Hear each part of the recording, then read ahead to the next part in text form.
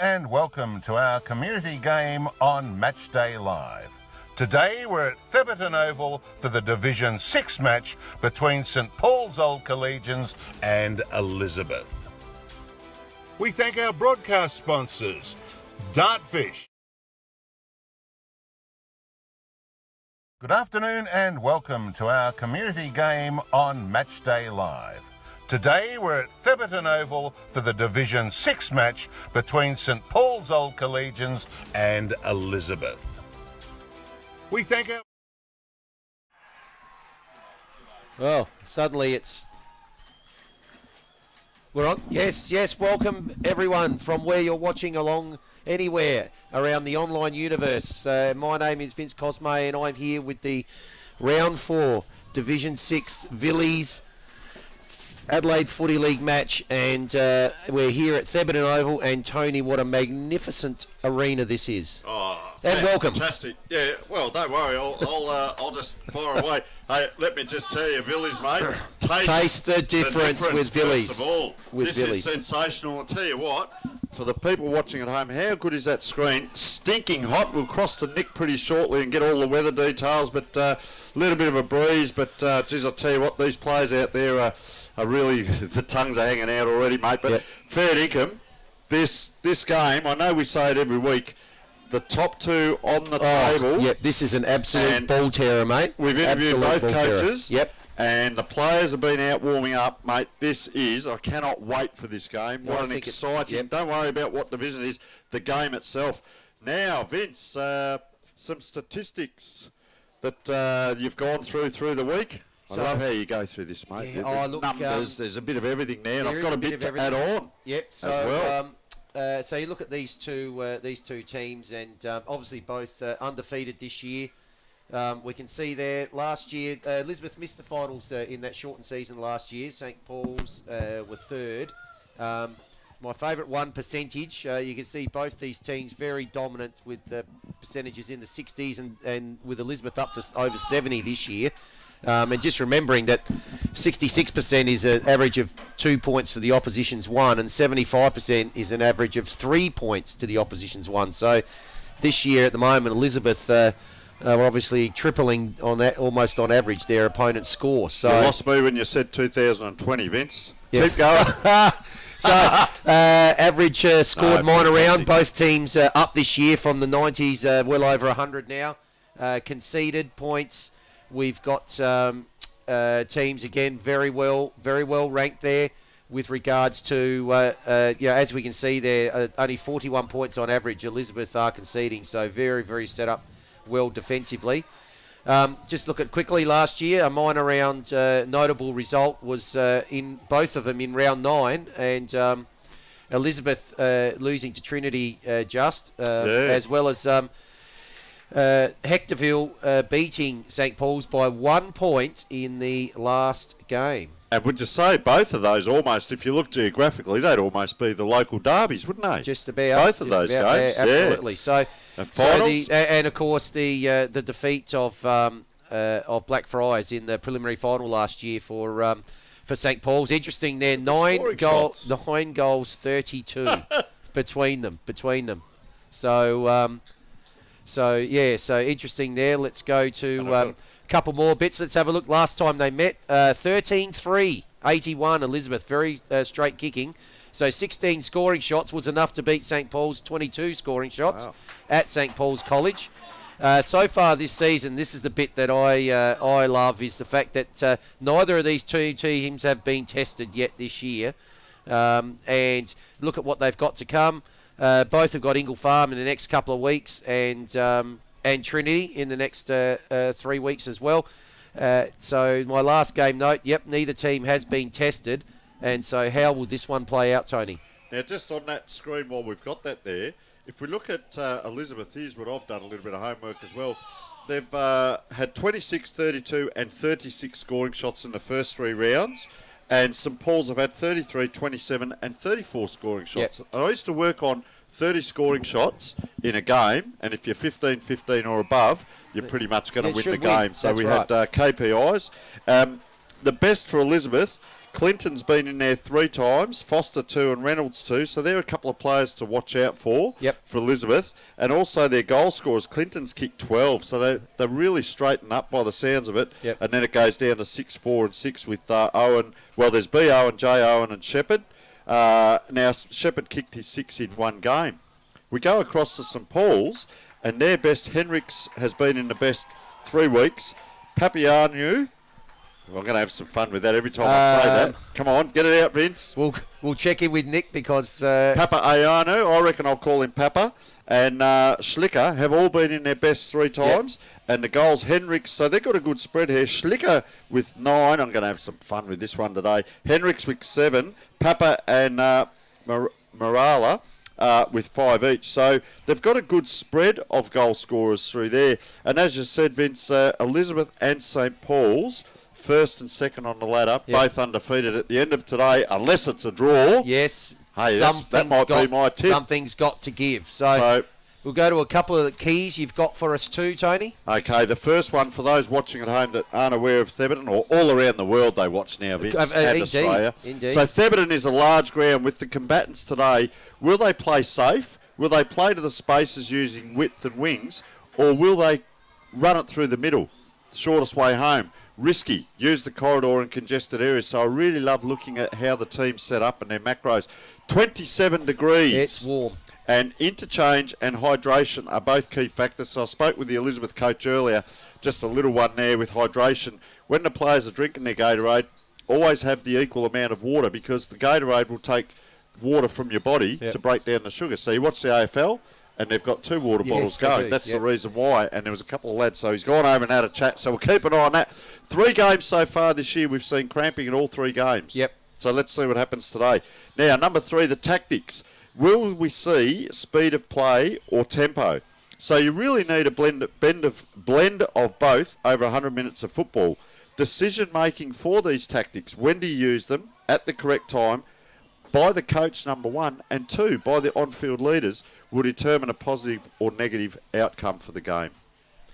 No, there's. It's going to be very interesting with the heat today, and how the guys will come through with only the opportunity to hydrate when, of course, they come off for a drink. So we're going to actually now cross to a couple of interviews that we did with the coaches pre-game around about half an hour ago, and so we're just waiting for that to. Hi, folks. Well, we're almost here, right at the game, and I'm joined with Justin Platten from the Elizabeth Footy Club. Welcome, Justin, and mate, we'll get straight into it.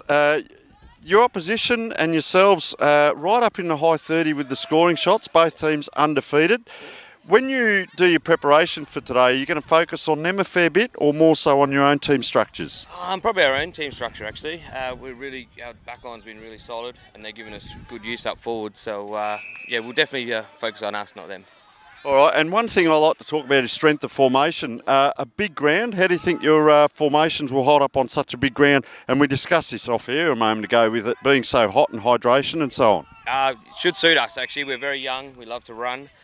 Really suits our game style. Our home ground at Elizabeth there is quite large, so we're looking forward to being out there today. All right, well, we'll keep a keen eye on that one. Hey, just a little bit of fun here.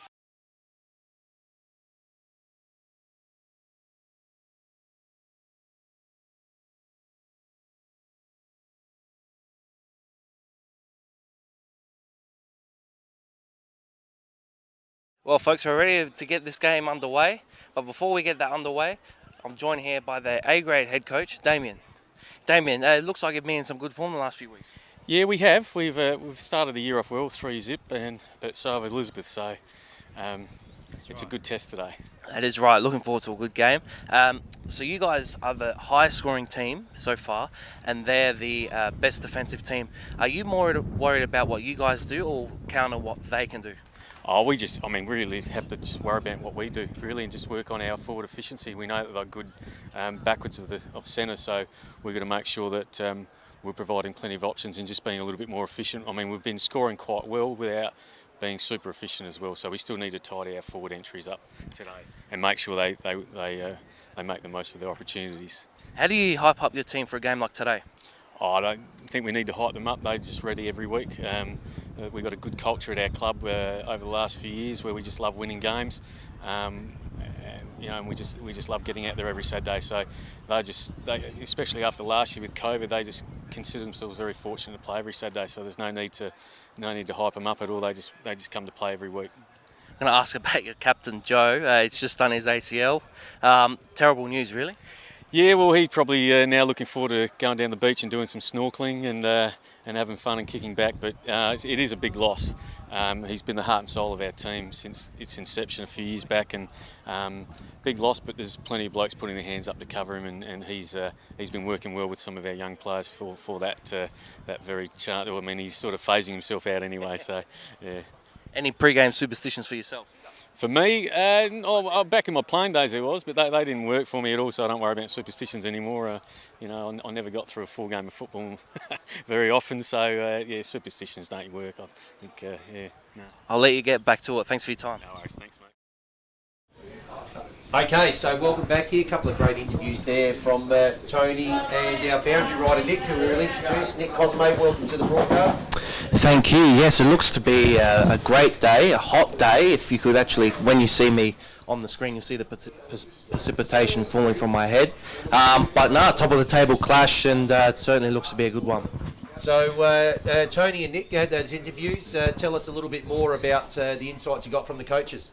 Yeah, well, you can imagine, not a lot. No, it was quite good, actually. Justin was very good. I went over to the Elizabeth camp, and it's interesting with them. There's a player down just done a hamstring there at the end of this game, or maybe cramp. But there's always a Platten at Elizabeth wearing number 44. So today we've got Jake Platten, number 44, wearing the Guernsey out there. So he'd be a brother, nephew or something of the coach and/or, well, you would believe the it, president and/or the former Brownlow medalist. And McGarry and Brownlow medalist was up there on the stand watching. But yep. Listen, he was very open about it. I think they're very strong. I like to talk about strength and formations, and I think they really trust the way that they go about their game plan. So I'm really interested in how they do their kick-ins, Nick, how they do their forward entries, their midfield. Now, Nick, you're an ex-old scholar at St Paul's, of course, and Ducks of the school, were you? No, Unless you went that far. What was year quite. 11 and 12 like, Not mate? quite. I didn't quite make them. But listen, a couple of those names in there. Did you know some of these players? What can you tell us a bit about? How do I say number 4's name? Number 1, Andrew Cambach, obviously a mate of mine who I went to school, I graduated with. Now, the name Schlicker rings a bell. I'm not entirely sure. I don't think that's a former teacher of mine. Don't. But no, there are a few old scholars that I could see from there, and spoke with spoke with Damon before the game. They're taking this as, obviously as anyone would. It's a top of the table clash, and at the moment they're number 1 in the league for scoring. But for them, it's all about their game. It's not so much about Elizabeth being good with... actually, no. Defense. I think it's the other way around. So Elizabeth, what they do well, and more focusing on what St Paul's do well, and that's why they've... they're 3 from 3 so far. And they take a bit of pride in it too, don't they? Because they were a good team there. A couple of years back, they went through almost undefeated, and they've had a couple of good seasons. They've been up there. Do you think your knowledge of the players and the coaches and the team themselves, I mean, every bit of a weird question, but every team wants to go up a division. How do you reckon they'd go? Do you reckon they'll be pushing for that as well? They're in good position, aren't they, at the moment? I think it'd be foolish to say that both teams aren't contenders to not go up to Division 5 and maybe even win a flag this year. So today we're getting an indication of what they're like up against each other. They'll play each other again, obviously later in the year at Elizabeth, but I reckon they'll probably be meeting each other at least another time after that too, in September. On a lighter note, Nick, why is it when we keep going out to the clubs, we've been to 4 games this year, we've been out and done a couple I reckon there's 3, Kilburn, St Paul's, there's been a couple others, they all want you to play for them. Yeah, well, I had that pitch before. The cameras happened again today. Started. I had it from St Paul's coach, who's actually St Paul's captain Joe, who's actually done it. He did his ACL last week, so unfortunately his season's over. So yeah, I don't know what it is. I've got a fair idea, mate, because you can play. Don't worry about that. Now listen, Nick, we'll let you go down now. Keep an eye out for the toss of the coin and those weather conditions from out there, mate. You might need a brolly for For the sunshine. For the sunshine today, I'll tell you what. And keep your clothes on if you can, mate, because it's pretty hot down there. Good luck, Nick, and we'll catch you through the game. No worries. All right, well, I think we're going to cut to a quick short break, and when we come back... coming off there, Vince, very quickly. Yeah, so players' milestone game has seen him being chaired off, and a come-from-behind win in the reserves from Elizabeth too in the last quarter. So we're going to cut to a short break here. When we come back, we'll have the toss of the coin, the weather, and I reckon this... rumble in the Thebarton jungle is going to get underway. He's got it. That's it.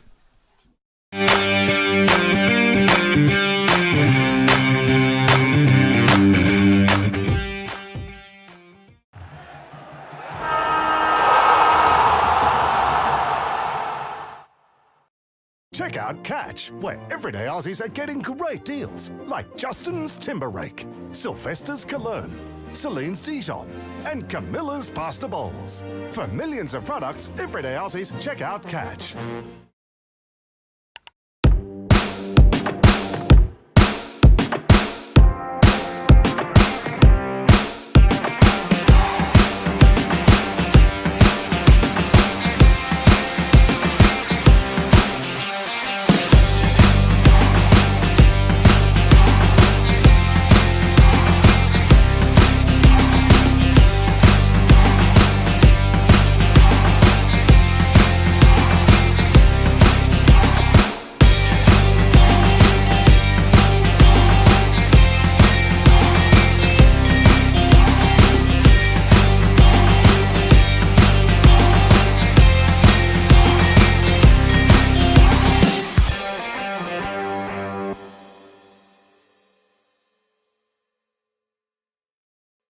Check out Catch, where everyday Aussies get extraordinary savings.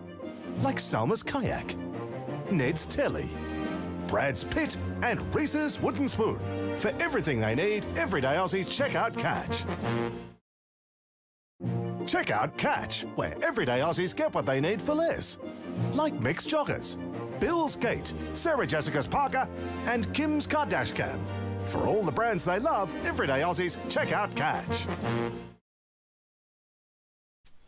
Yes, welcome back here to Thebarton Oval, and as you can see just at the moment, yes, this round is umpire appreciation round, so players from both sides actually shaking hands with the umpires before the game, and always good to see because the game doesn't exist without umpires, Tony. That is correct, Vince, and ironically we say it in the commentary, though, a great game when you don't actually recognise the umpires out there, but they do a great job, and we need the volunteers, and yeah, it's good to see the players. I can remember the old days. They used to come in and check your boots, check your fingers, for your fingernails and everything. And chat to a few of them as well. And go around. And I can remember playing the country. The coach and captain would come around and introduce every player to the umpire. And then they knew your name out there. That was the bad side of it. But, no, good on them. So we see number 5 must be the captain there. That's Joel Foster, Joel Foster, yep. And number 23 is Liam Davies. So we'll keep an eye on...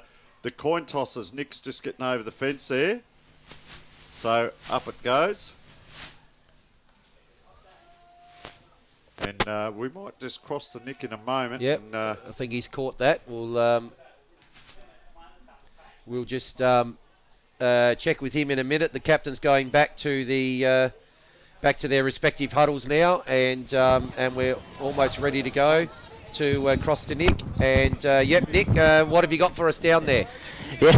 Yes, well, we've just done the coin toss, and Elizabeth have won the toss. They're kicking to the left of screen, which is actually going against the wind. So far, we're brought to you by the Elders Weather app. A top of 28 degrees, so fairly warmish day. As you can see, I've got the hat on, got the sweat going, so looks to be a good game ongoing. St. Paul's by a couple of goals. Back to you, Vince. Yeah, no worries. Thanks for that, Nick. Well, their tips, Tony. I've actually tipped Elizabeth. In this really? One. Yeah, I have. Well, I think I'm going to go St. Paul's by 28 points. Yep, and so I'm outvoted 2-1, and we'll wait and see. Wait and see what happens. So players just moving into position. Yeah, big Jai McConnell. Look at him. He's the ruckman out there. He's a rugged-looking customer too. And they've got the other on ball there, Stephen James as well. So a couple of, I reckon, their A-grade on ball as they're going to the left of screen. But I tell you what, St. Paul's now this is interesting. I like to look at the nuances, coloured boots and different things. There, Ruckman, look at him shaking hands in the middle. You can't have that. Anyway, the big fella, number 34, is it? Maybe 24, Glenn Gibbs, is it? But, geez, he's a man mount. One sock up, one sock down. This is the game that we're waiting for here. And I'd suggest Elizabeth are going to the right and St. Paul's to the left. Big tap out to St. Paul's there. Player can't get it. Looks like Nathan Jones out there.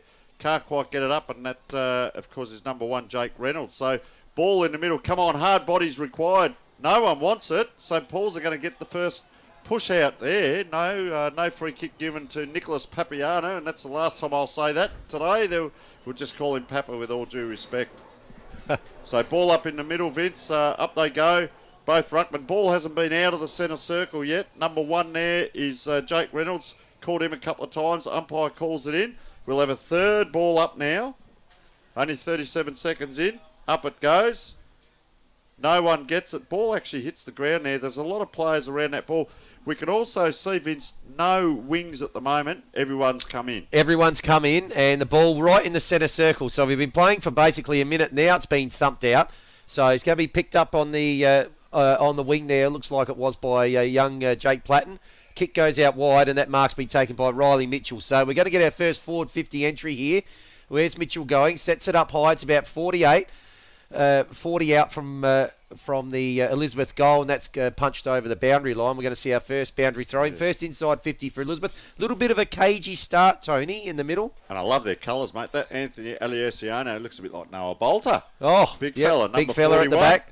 So the two ruckmen will go at it here again. McConnell and Gibbs, I think it is. Actually, John Owen was taking the ruck there in the forward line. So the ball's now sitting at centre half forward. There's a high kick out from defence. It comes up towards the 50. Oh, it looks like that's an excellent mark taken by Ben Taylor there, and in front of Glenn Gibbs. So he's going to he's marked that right on the 50s. He's going back to have a shot from 55. He fancies his chances here. And I'll tell you very quickly, Vince, it took a little while to get out of the middle, but St. Paul's haven't been forward yet. 2 minutes now, and it's into the Elizabeth forward line again. So in comes Taylor. Going to be kicking from about 55. He's given it a fair roost. Looks like it's going to fall a little bit, or did make the distance, but just off to the left. And that's the opening score. That's a behind for Elizabeth. And we're 2 minutes in here on the Sports Interactive scoreboard. That's the first score. Elizabeth 1 behind. And St. Paul's collecting the ball at the moment and about to bring it back in. So just the wind down there, Nick. How's it looking? He struggled just on the 50 there to make the distance. Is it going to the right of screen or straight across the ground? No, it is going to the right of screen, but there's not much out there at the moment, so not really much effect on the game. Yeah, nice high leap there. Thanks for that. Jared Upton it was, who got up, and ball bobbles out of bounds on that far side. So we'll see play. Pretty much this is what I spoke about pre-game. Are they going to switch? Are they going to stay out wide? Are they going to come through the middle? That's a long throw in. So this is one of the things I always talk about, someone having someone behind the ruckman. So it would have been an opportune time. Ball just on the ground there. Another ball up there. So umpire comes in. Umpire appreciation round. Up he throws. And that's a beautiful throw up. They make me throw up sometimes, umpires, but that's a beautiful throw up, that one. Anyway, down it comes around. Big handball on the left hand. Really wasn't the team advantage, but St. Paul's are onto it. Oh, player caught from behind. Rush kick. Doesn't go out of bounds. Player had to prop and wait for that ball on the far side. Oh, the big fella, Stephen James. He's a good size too. Put himself over the ball, and umpire says, another ball up. I reckon we're up to 7 or 8 ball ups. No one goes up. Player thrown to the ground. No one had hold of the ball there, and this will be number 5, Riley Henricks, on the halfback flank. So goes down the wing, trying to pick out a player, and of course number 12, Jared Upton, he's got a good leap on him, good set of jukes. Takes it on the far side, casually just kicks it just to the 50. Oh, big oval Theberton, so it goes over the top and out of bounds there, Vince. Yeah, so out of bounds here. This is the second forward 50 entry for Elizabeth, and we've been playing about 4 minutes on the Adelaide Starbus time clock. We're just waiting for the ball to come in at the moment. So we've got Gibbs and John Owen that are up in the ruck. So the ball spills out. It's going to be kicked forward over to the wing. Is that too wide? No, but there is Upton again on the wing. Has taken another intercept mark. has a bit of a look around, decides to go short. Just a short kick's gone about 15, 20 metres. So this one looks like it's going to go inside 50. Searching kick out to about 40. Pack flies, big pack. Ball comes to ground. First one there is Zach Norris. What's he going to do? Gets the handball out. Now the kick's going to go out towards the far side. And St. Paul's got a chance to clear. So, dangerous kick into the middle here. Goes for the spoil there, Aaron Stevenson. Couldn't quite get onto it. St. Paul's might be able to get their first foray forward here. But ball's bobbling around on the ground. And umpire's picked out a free kick. It's going to go to Stevenson. He plays on, goes wide. Big lead out here to about 40. Oh, dropped the mark. And excellent play there from Elizabeth to mop up. A couple of bounces and away he goes. Great. There's Bullock. And that was quite bullish. So there you go. Ball up almost towards the forward 50 now. But good shark and take by Mitchell. What's he done? He's kicked it inside about 30 out. It's on the side. The ball goes to the forward pocket and just taken over by Alessiani and Tony. Another opportunity lost there for St. Paul's. Yeah, just quickly, Nick, what do you see? I know it's about 50 metres off the ball, and when St. Paul's went forward, Elizabeth has set up pretty well back there, are they? It's a fairly aggressive press from Elizabeth. As you can see, there's only 2 players in the forward half for St. Paul's at the moment. So fairly aggressive press to try and force something like they have now, which is a shot on goal. So Joel Foster it is with a shot on goal. Thanks for that, Nick. And it's interesting to see that Division 6 and pretty much a half, almost full ground press going on, because they're all in one half of the ground now as Foster it is. This will be an interesting kick because he's sort of got the wind coming across his right shoulder there. He looks a little bit left there, runs around on the arc. Nice kick, likes it off the boot, and that's his first goal. And they're on the board here, Elizabeth, and away they go. So good goal scored there by Joel Foster. And St. Paul's will want to get a bit of a wriggle on here. They've almost, what are we? Is that a 6 there? Almost 7 minutes into the quarter. And they haven't really had a shot on goal yet. They've had one foray into the forward line, and as Nick suggested, Elizabeth sort of set up a line now. I reckon there were 3 or 4 players back, but they weren't deep. They just read the play, 30, 40 metres off the play. And it'd be interesting to watch where they do that sort of swarm up and down. In the middle it is, the big ruckman there, Jai McConnell. Umpire says, I'll have it again. And I'll tell you what, they're getting a bit of airtime, aren't they? The umpires, up it goes. That's a nice throw again. Once again, the wingers have come straight in, so Elizabeth straight down the ground. That's a nice fist forward. That'll get it inside 50. Oh, look out, put the saddle on him, shrugged him off. And number 17, it was Jacob Shepherd, who's been in their best players recently, and just a little bit wide there and offline. So Elizabeth, 1 goal, 2-8. St. Paul's yet to score on our... Who is our scoreboard sponsored by, Vince? Sports Interactive Scoreboard. So Creating 8-0. better players, one coach at a time, and that is a long kick in.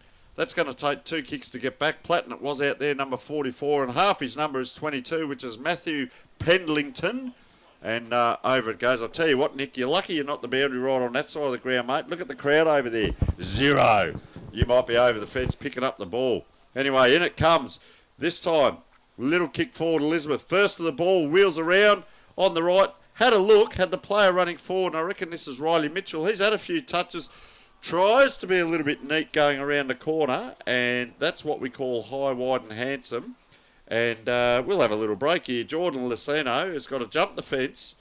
He's got to do the rocky climb up the steps. If he just pumps the arms up in the air at the top here, we'll all be happy. There he is. Comes down. Mitchell Todd, is it?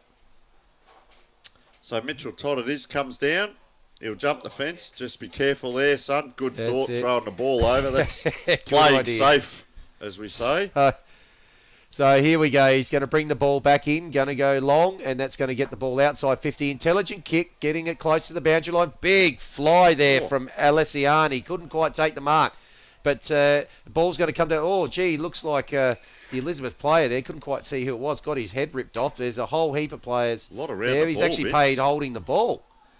So the kick comes in wide. The lead's been made there by Cronshaw. And, yeah, he's taken a really good mark on the wing. Plays on straight away. Gets the ball long, but didn't really take a good look there. And that intercept mark's taken by Summer. And no, he can't do that there, Jared Upton. So he's taken the mark, and he has to come back over his mark and actually take the... Not sure what the player on the mark there is remonstrating about. It just looked like a straight down mark, didn't you think, Vince? Well, I thought so. That's took him to ground. Nick Maraska. Unless the only thing I could assume, maybe he thought it was touch. Because he's sort of putting the hands out there. Yeah. So, but it's going to be someone with the ball here, and what's he going to look to do? Looks to go backwards potentially, but now looks up, spots someone short. Good kick. That's that good player I was talking about, Vince. Will they be risky through the middle? Brett Watts, and he's gone out wider. Handball onto Reynolds. Reynolds is going to go in now looking to kick the ball through to Jared Clinton, and he's taken the mark, Jared Clinton, and it's going to be his first shot on goal, I believe, and he can add to his very rapidly growing goal tally this year. They will cut them to shreds. If St Paul's allow Elizabeth to come through the middle like that, they will cut them to shreds. No, they need to make sure they don't allow that sort of space for their players. But now Clinton's coming in for his first shot on goal here. He's the player that's clapping behind the goals, and that's the first major for Jared Clinton. That's at the 11-minute mark on the Adelaide Starbus clock. Let's have a look at this this game replay brought to us by Dartfish. He's right, not far from the boundary line there, Clinton, and he's just come in nonchalantly and put that through. It's a very good kick for goal from there, and that's their second goal. And now they're 14, and St Paul's need to get a wriggle on, Tony. Yeah, and I reckon I'm just trying to pick up the new player in the ruck there for Elizabeth.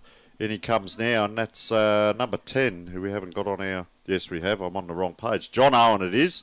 Ball goes forward again for Elizabeth. I tell you what, they are... And they're in the middle of the ground. This is what I mentioned earlier. This way, that way. On the left, geez, he's kicked that high. Joel Foster, it's a very high kick. Dukes go up. St Paul... Oh, he's missed the handball there, unfortunately. Liam Davies. And Elizabeth will be happy with this. They are kicking with a breeze down there. And...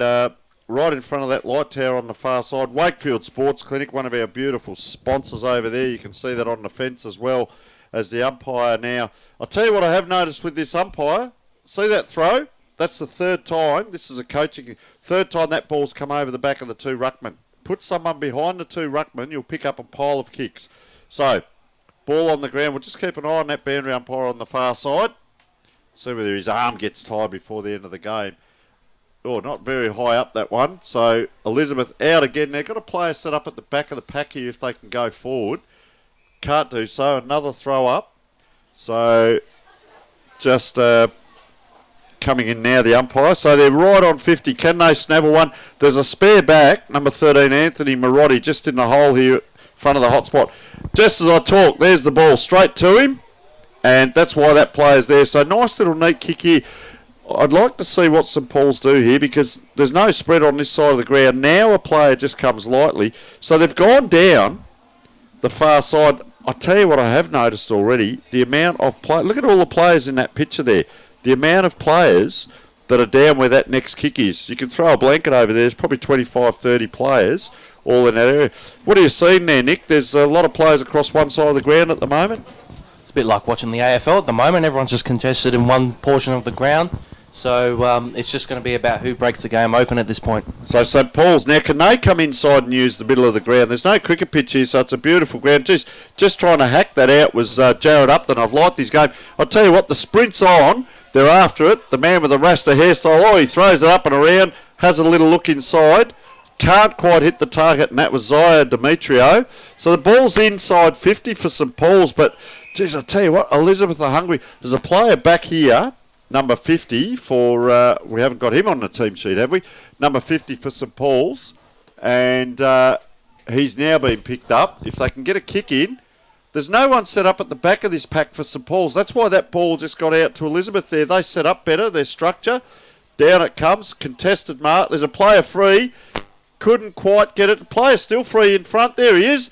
Popped it out to him. That player was allowed to run there. Runs in and just misses. So what's happened... That player ran goal side of the pack. St Paul's didn't set up. And that happened on the last pack as well. And so Elizabeth are quite easily going through the middle and getting this ball down into their scoring zone. So we're 14 and a half minutes in, Vince. Yeah, so 14 minutes on the Adelaide Starbus score clock, and the ball's gone out towards the far side, just not quite there, intercepted by Foster, and that must have been touched. So we'll just need to wait for the boundary umpire. He's getting a fair workout over that far side of the ground. So here we go. Anyone behind? Jai McConnell and Glenn Gibbs here. Ball's up. Neither ruckman can take it. Bit of a scrimmage.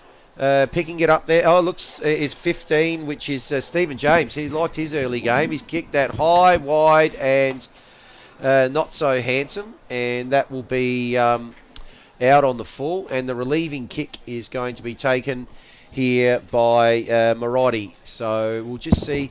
St. Paul's really struggling to get the ball out of their half of the ground at the moment. And we've got one player coming off. I reckon he might have dislocated a finger. We'll get Nick to go and check on that in a moment. Yep, so ball comes out now. It's inside the centre square. There's a bit of a scrimmage just inside the centre square here. Tackle laid there by Brett Watts, and umpire's going to come in and ball it up.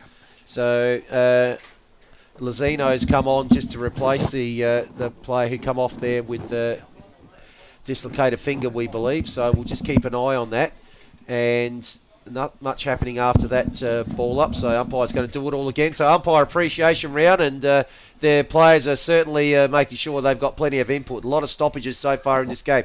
Kick inside 50. Mark almost taken there by Heath Hegarty. Ball spills out now. Oh, not quite there, falling for Shepherd, and St. Paul's have got the opportunity to clear. Ball comes outside 50.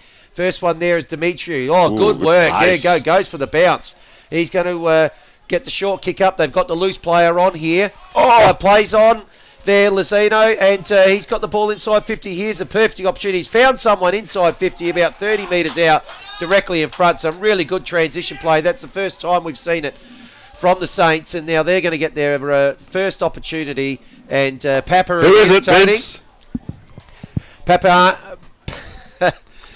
Nick Papa's going to have a shot for goal here, about 30 metres out, and we'll see what he can do here.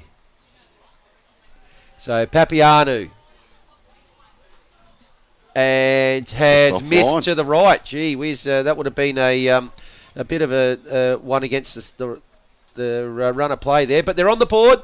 17 minutes on the Adelaide Starbus scoreboard, and it's now 2-3-15 Elizabeth, and 1 point St. Paul's. So first kick in from Elizabeth. Let's have a look. Geez, I tell you what, that is a mighty kick. That ball's gone 65, 70 metres. There's the 50-metre line there. That is a massive kick. It's going to take St. Paul's 2 kicks to get it back if they do. This player's been lively as well in the middle.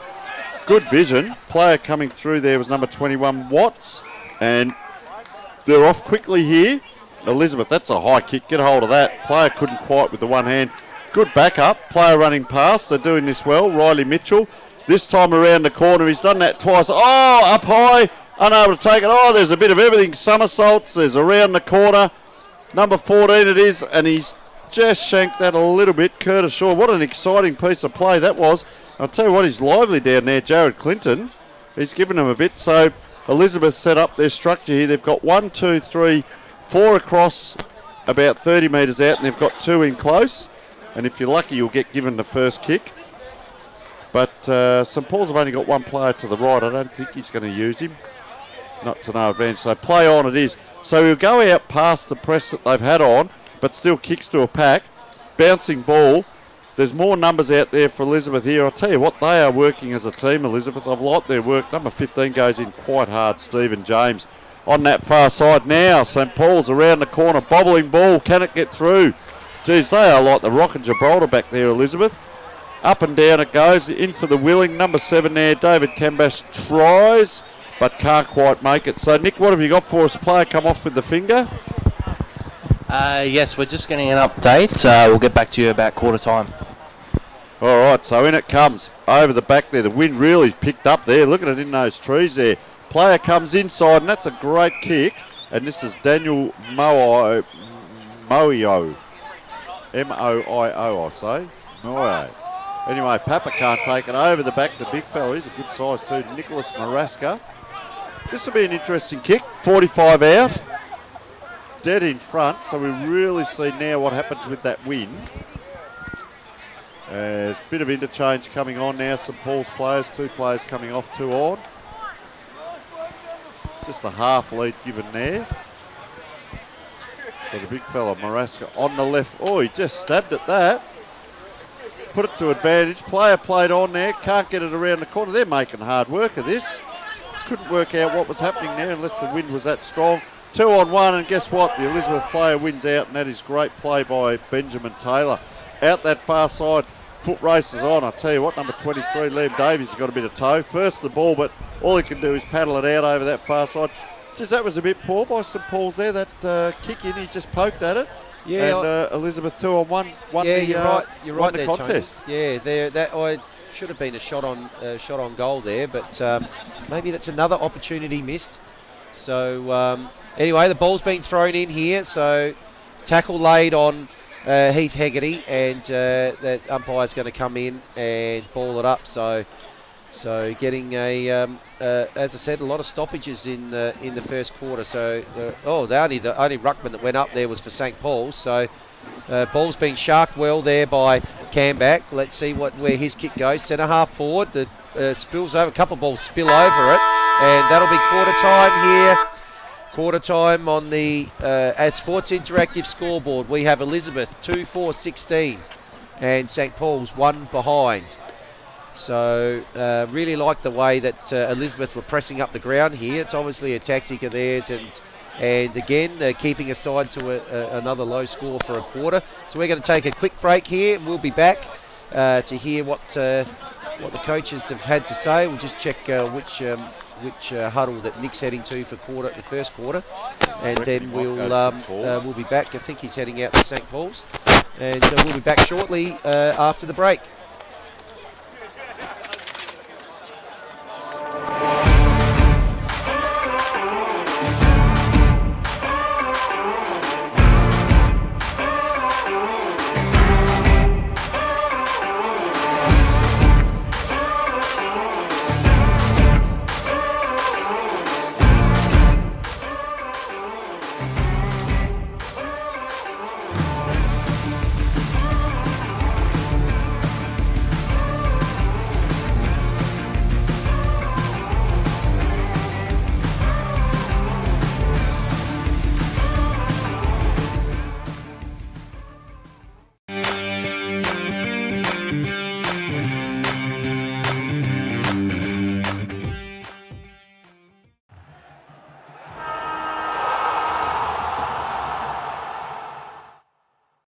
Check out Catch, where everyday Aussies are getting great deals, like Justin's Timber Rake, Sylvester's Cologne, Celine's Dijon, and Camilla's Pasta Bowls. For millions of products, everyday Aussies, check out Catch.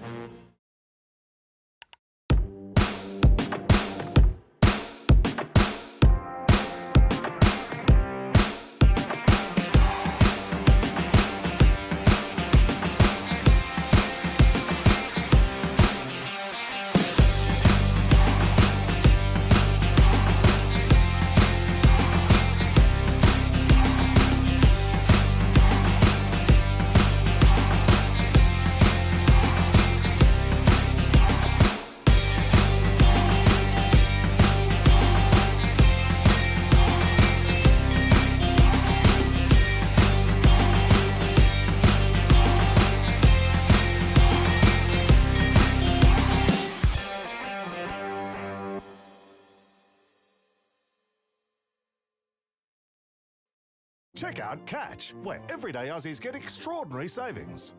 Like Salma's Kayak, Ned's Telly, Brad's Pit, and Reese's Wooden Spoon. For everything they need, everyday Aussies check out Catch. Check out Catch, where everyday Aussies get what they need for less.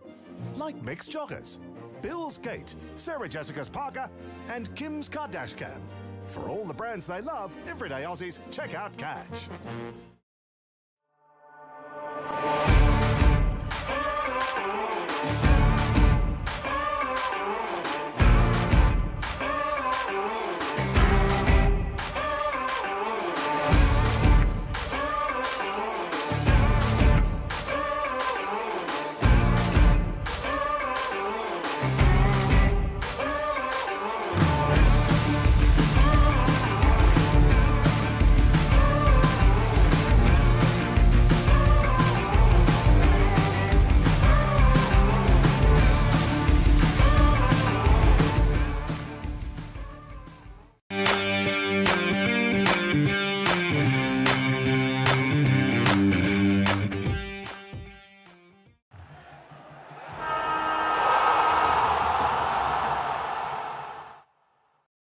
check out Catch, where everyday Aussies are getting great deals, like Justin's Timber Rake, Sylvester's Cologne, Celine's Dijon, and Camilla's Pasta Bowls. For millions of products, everyday Aussies, check out Catch.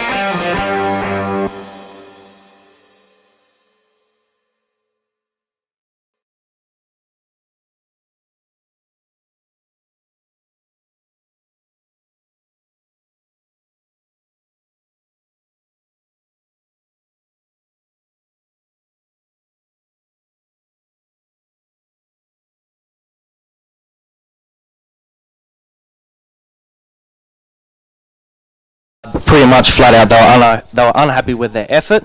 They're hoping with the breeze now that they'll be able to pull back on this lead. And an update on Glenn Gibbs with his finger. He's good to go. He's out there at the moment. Okay, so Mark's been taken by Foster. Very impressed with his start to the game. The captain, he's taken the mark back. He's gone wide to the back flank, and Elizabeth have got another opportunity here to move forward. So ball goes up to the wing. Good lead, good mark there by McConnell. So we're right on the centre wing. We're looking inside here, McConnell. Which way is he going to go? Not sure. Now he decides he's going to go long up towards half forward. Pack forms, but spoil there. Good shark there from Hendricks.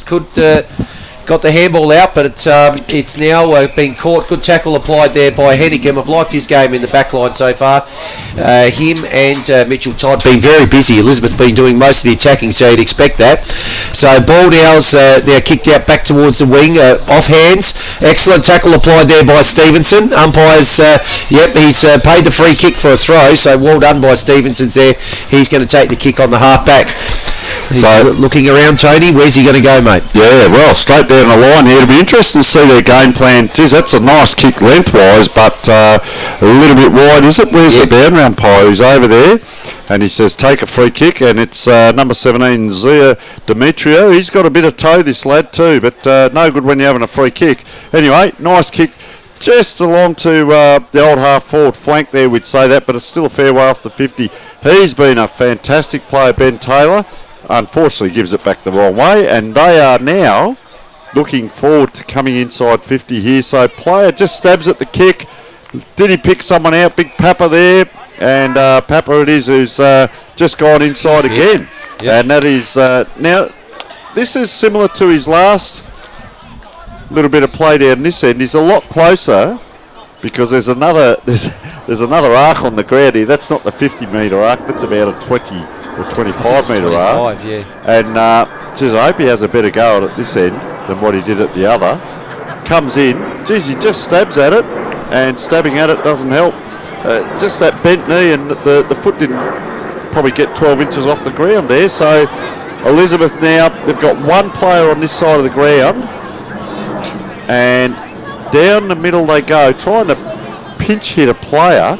There are a lot of players around the pack, and as you can see there, that ball just hacked into and hit someone there. This player's been instrumental, number one, running through the centre, and that's Jake Reynolds. They're at half forward now, Platten this way, that way. Reynolds it is. He's run on again. He'll get this back. That's third play. Can't quite get the ball in, but kicks to the hot spot, and just out of bounds in the forward pocket there for Elizabeth. Okay, so it's in the forward pocket here for Elizabeth. Good transition of play there to get the ball down into the forward. So the two ruckmen here, Gibbs and Owen, in comes the ball. So good throw in, 21 out. Shark there by Owen, snaps towards goal, and that is high, wide, and not so handsome. So the ball there is going to be poured in by Marotti. Everyone is moved over to that quadrant of the field on the far side. Now they're starting to spread, and we'll see which way that he goes here, Marotti. So a little bit of a dangerous kick, but he spotted a player there. Good kick, Marotti. Well done. Player out here all by himself, Matai. He has got an absolute paddock. Takes the mark, runs his full measure, kick forward. Good transition again here from St. Paul's. Oh, well spoiled there. That'll be by number 18, which is Morgan Summer, and not quite kept in there, Tony. Just quickly, Nick, we saw a lot of congestion. Then there was everyone was within about 30 metres, and then all of a sudden a spread from St. Paul's. Is that a tactic, you reckon? I think it looks to be an Elizabeth tactic because particularly when they're in their forward half, you see a lot of a press from Elizabeth, and there's not a lot of players in their defensive half, so they're definitely trying to lock it in and try and get some scoring shots out of that. So, mark's been taken here at half-back. Cam back on the mark.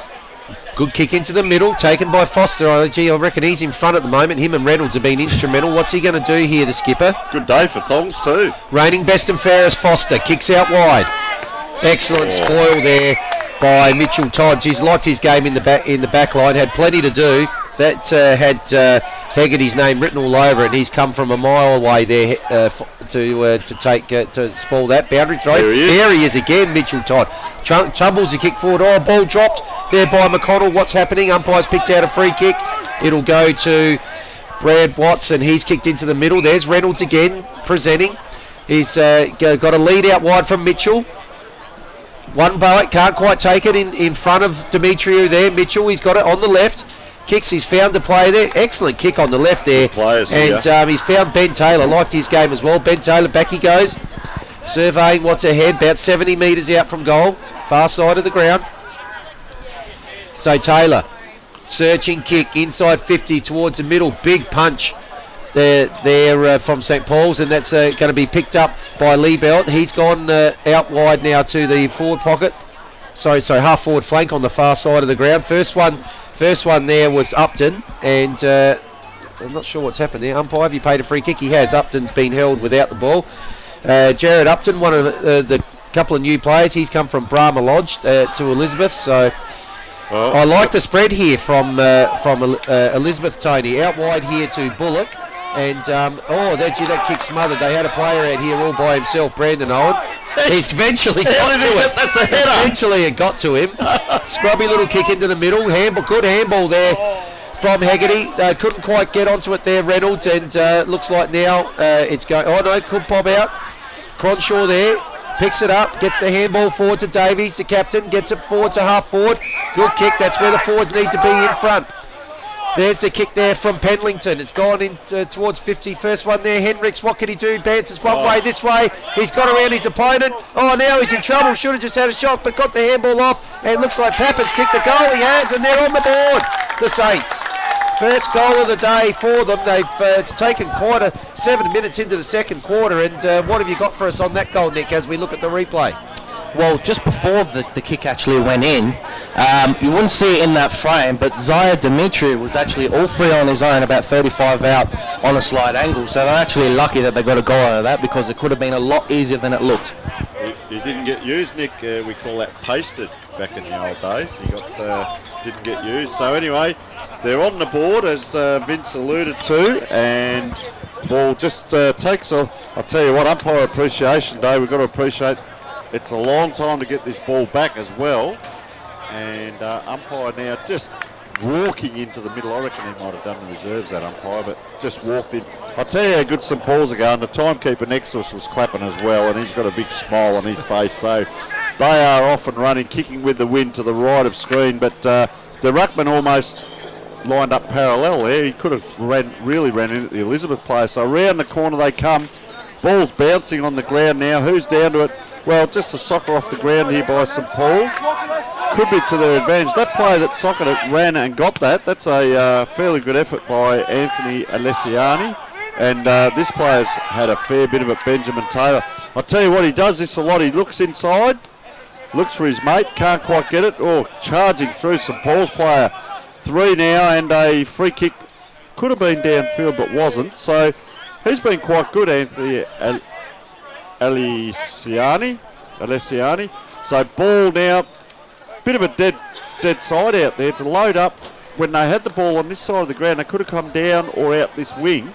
They've come undone, and now they've given Elizabeth the chance. I'll tell you what, they run and handball, give it back well. Platten couldn't take it. Player bent down with one hand, very well taken now. Puts it into Big Paps.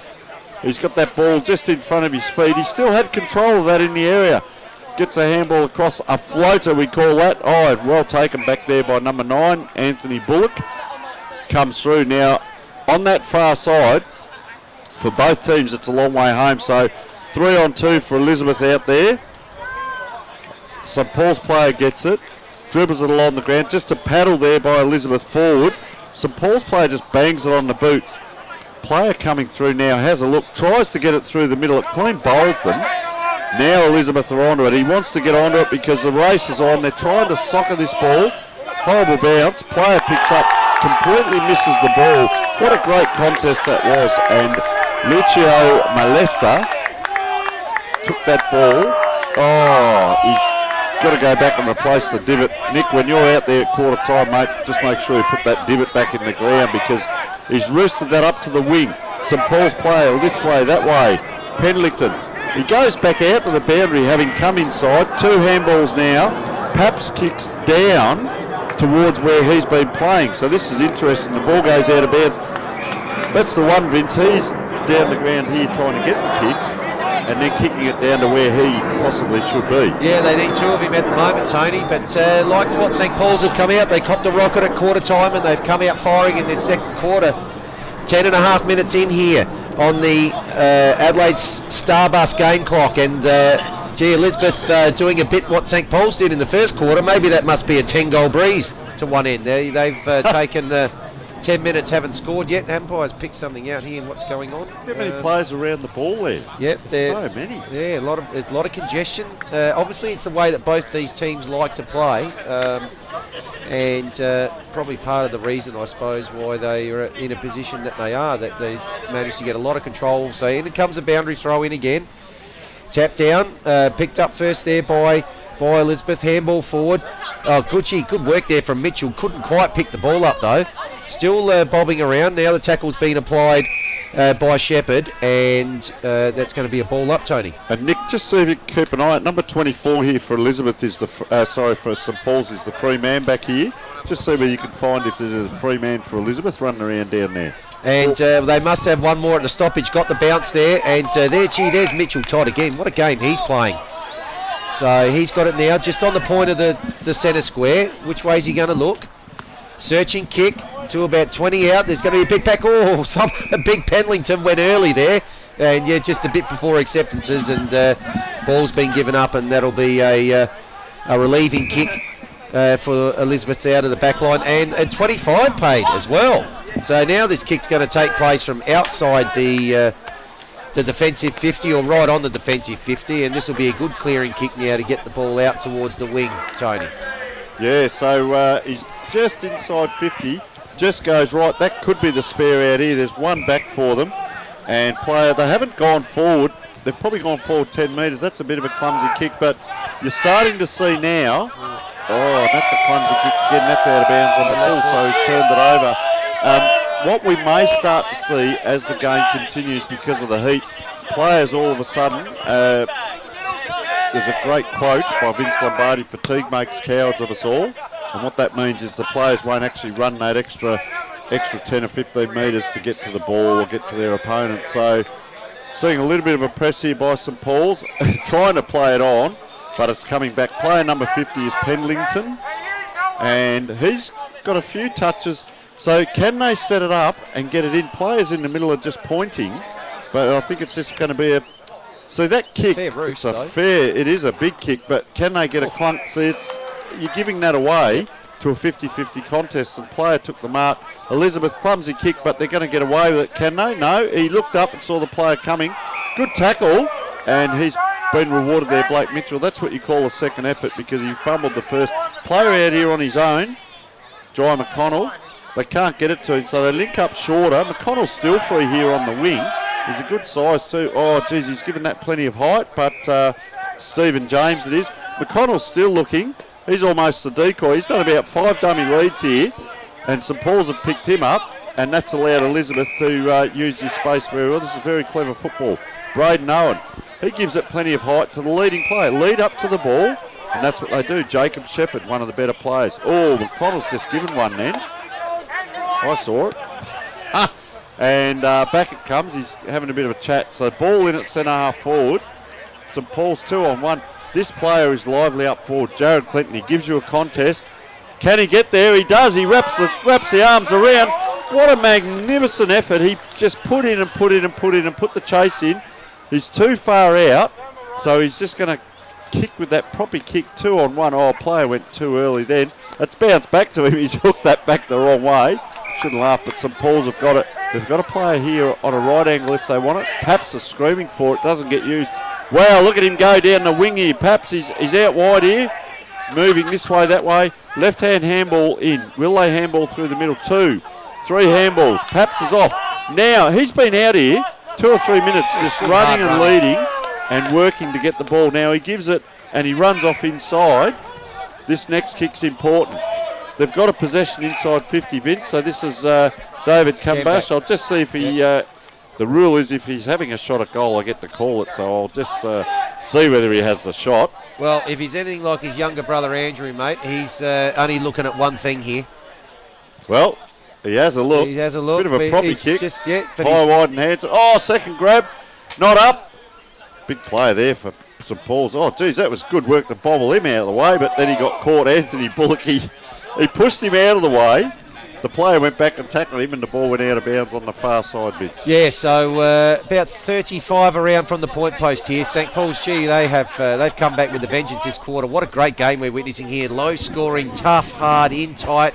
There's Foster again. Gee, what a game he's playing. Ball, short kick's now gone out to Stevenson. Stevenson now kicking out towards the outer wing, looking for Curtis Shaw. Ball's hit the ground, and that will now be a throw-in on the outer side. So in comes John Owen. Just a quick one, Nick. When they go out that side, the ball tends to go out of bounds. When they loaded up this side, they ended up with a forward shot. Yes. Go on, Nick, go on. I'm not sure what that's due to. It could be the wind, but I think it's just more congested out that side at the current moment. Yep, so ball on half forward. Here goes St Paul's again. So the ball now, high kick inside. It's going to actually hit the ground. Looks like the first one there might be Demetriou. Taps it on cleverly. So, tackled straight away. Gee, liked his game, Upton. Wow. He comes back, gets the ball, gets a second go at it. Good handball, gets it back again, and the kick out wide. He's a good pick-up, Upton. Liked his game. So, ball's kicked forward here by Brandon Owen. Oh, shocking bounce there for McConnell, but he got it back. Now it's going in towards 50 in the goal square. Clinton can't take the mark. It's off here. Oh, geez, it's gone through for a point. Went over the back of both of them. And so that's their first score, Elizabeth. 17 minutes into the quarter on the Sports Interactive scoreboard, Tony. Yeah, so coming back in, ball at centre, back for St Paul's here. Bit of a to and fro game, bit of possession here. So player with the ball, kicks to a contest on the wing. Elizabeth can't quite get there. Good courage though to put a fist up there. I like seeing that. So ball bobbles out of bounds. Heath Hegarty. That was funny there. Poor old Jai McConnell, he was done with the bounce. He thought, well, I'm out of this. And it bounced back to him almost. He didn't want it to come back. And it came back. So all the players in around this ball. Couple of players behind. I like to see that. Umpire now. Oh, big wind up. Oh, that was a bit of a let there because it was a huge wind up. Couldn't quite get the ball back to where he wanted it to. Or the players loaded up backwards. But anyway, that could be the spare for Elizabeth. So they do want to do this. They come through the middle, and this bloke's lively. Jake Reynolds is very lively. Now he gives it across to Riley Mitchell. Some of their better players in that first quarter. He just bounces and kicks around the corner. That was almost a lazy effort there. And Cronshaw, I reckon it is, who's the spare back. Or it could be, Glenn Gibbs. So he goes into another possession. So they're in the middle of the ground here. Andrew Kambach, and he's kicked that out to us. I don't know why he's done that. Oh, and almost a dead ball. Couldn't bend the back there, poor old Jai McConnell. So lucky to get out of that St Paul's, but that was a beautiful kick. Kambach it is. This is David Type with the ball on the wing. They do hold up. Elizabeth have been very disciplined at running back. And I'll tell you what, when Elizabeth get the ball, they're already set up the ground. So Kambach goes down to half forward, Look, 2 on 1. They spoil each other. Across it comes. And, unable to take the mark there was Jake Reynolds. So, getting around now, number 28. And there's no one on this player. And this is Thomas Schlicker. Just wanders in for an open goal. And just that mistake there, poor old Jake Reynolds couldn't take the grab. And St Paul's were onto it. So, we'll have a look at this again. Just pretty easy goal. In it came. There it is, the drop mark. Back onto it, St Paul's player. Did a bit of a dusty, pushed off. Good vision, lowered the eyes, and just waltzed in. No one near him. And that was Thomas Schlicker for his first. So St Paul's have evened it up now. 3 points in it. 2-2 to 2-5 on the Sports Interactive scoreboard here, creating better players, one coach at a time, Vince. Up they go. So good tap there from Glenn Gibbs, but looks like it could be taken away by Elizabeth on the far side. That might be Mitchell out there. High kick into 50.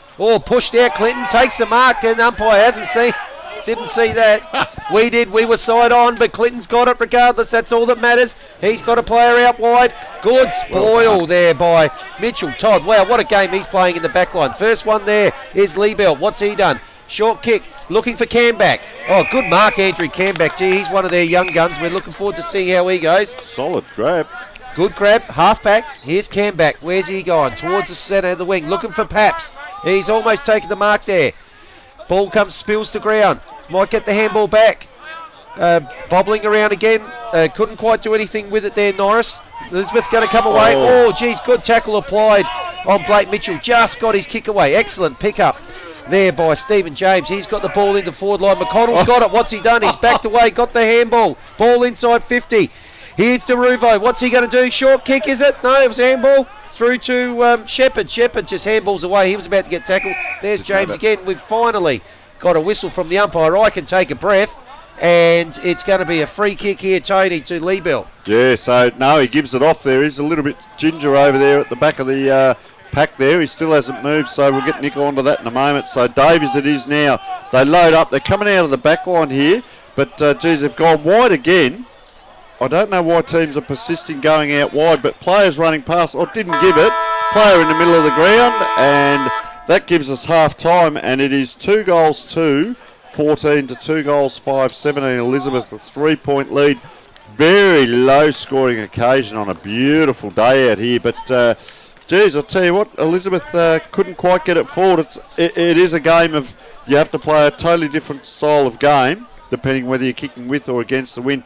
I thought St Paul's might have loaded up a bit more that quarter, but for two top teams, it hasn't quite risen to the occasion just yet, Vince. Well, it's probably, it could have actually, in hindsight, maybe would have expected both these teams very, very good defensively, and that's showing up in the first half. Only 4 goals kicked. It's a really, really tight game. You can tell these are two, or if not, definitely two of the very, very high-class teams in this division. Villiers Division 6. Taste the difference, Tony. We're going to go to a short break. We'll be back for some halftime analysis, and then we'll come back and see what we can expect in the second half. Big second half, Vince. Big second half.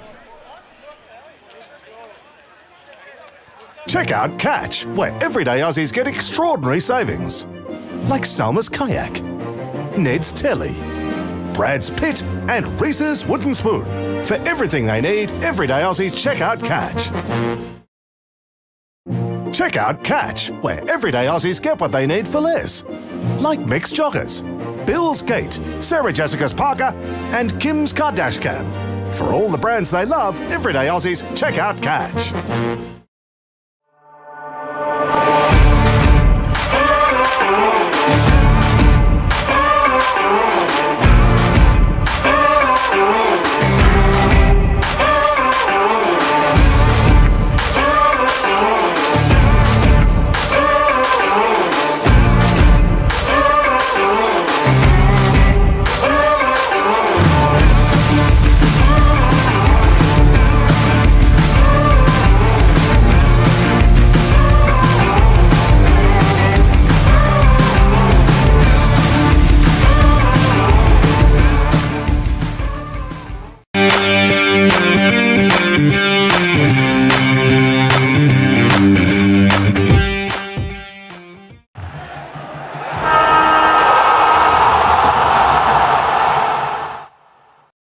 Check out Catch, where everyday Aussies are getting great deals, like Justin's Timber Rake, Sylvester's Cologne, Celine's Dijon, and Camilla's Pasta Bowls.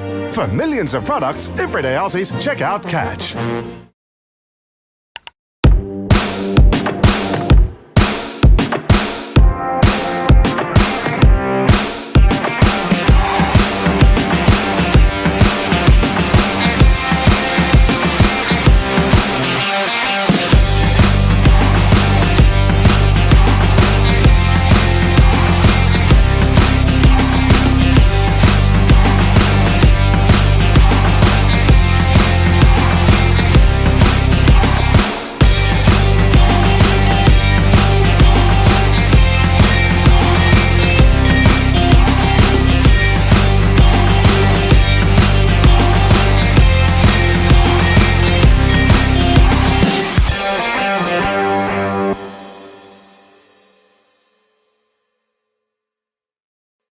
Check out Catch, where everyday Aussies get extraordinary savings. Like Salma's Kayak, Ned's Telly, Brad's Pit, and Reese's Wooden Spoon. For everything they need, everyday Aussies check out Catch. Check out Catch, where everyday Aussies get what they need for less. Like Mixed Joggers, Bill's Gate, Sarah Jessica's Parker, and Kim's Kardashian. For all the brands they love, everyday Aussies check out Catch.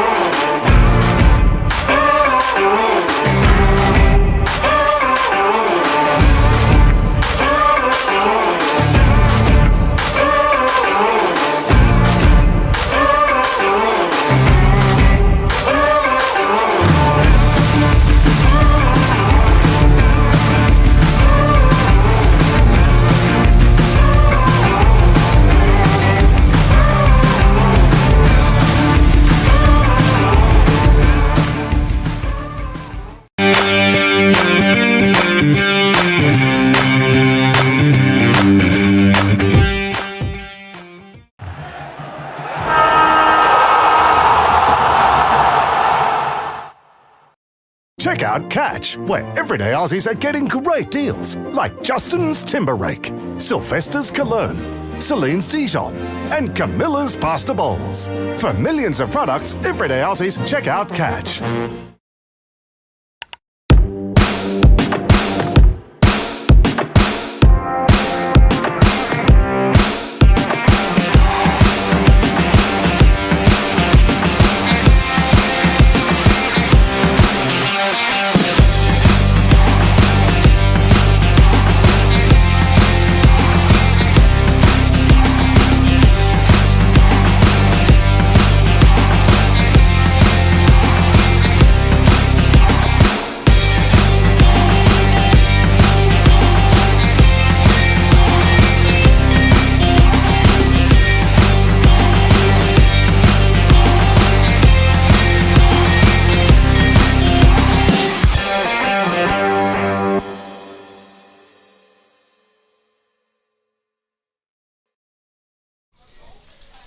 Yeah, welcome back here to Thebarton Oval, half-time here on the Sports Interactive scoreboard. St Paul's Old Scholars 2-2-14, Elizabeth Eagles 2-5-17.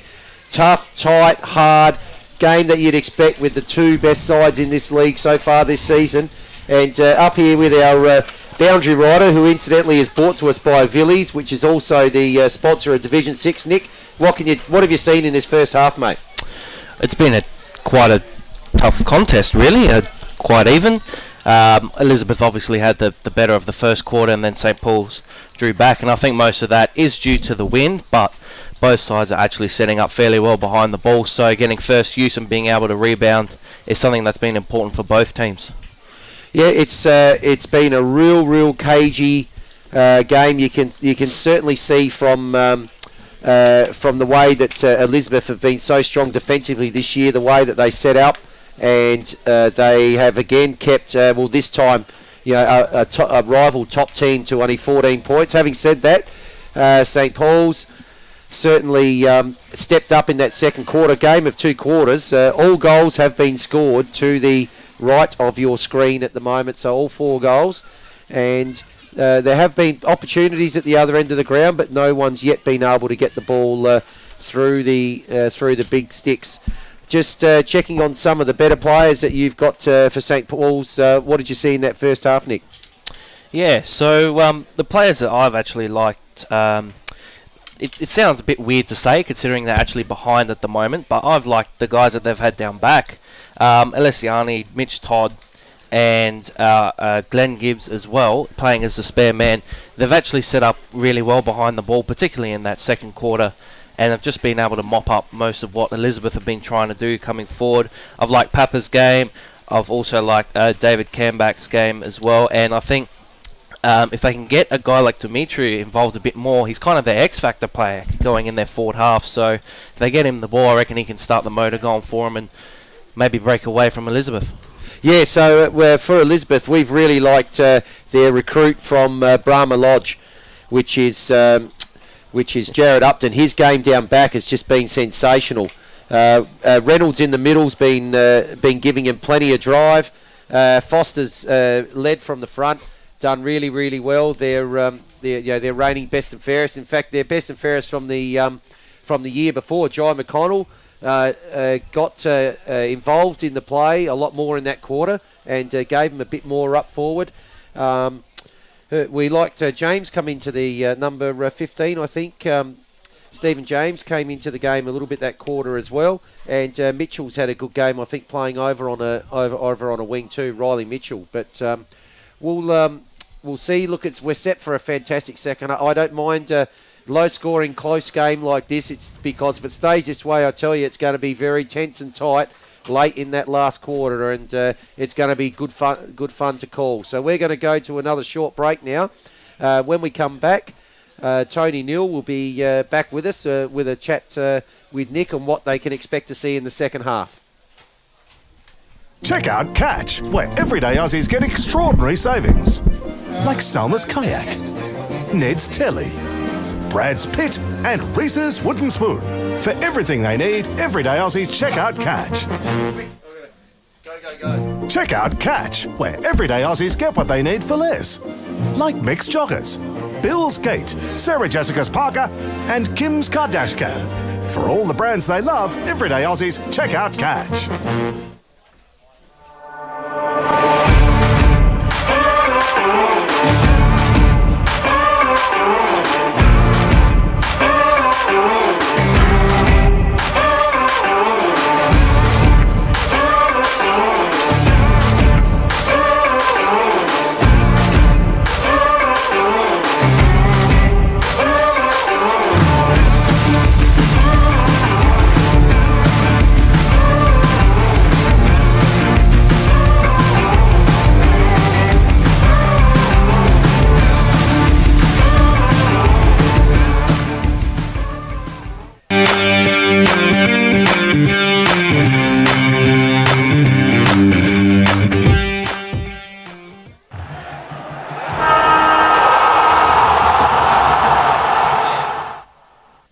Check out Catch, where everyday Aussies are getting great deals, like Justin's Timber Rake, Sylvester's Cologne, Celine's Dijon, and Camilla's Pasta Bowls.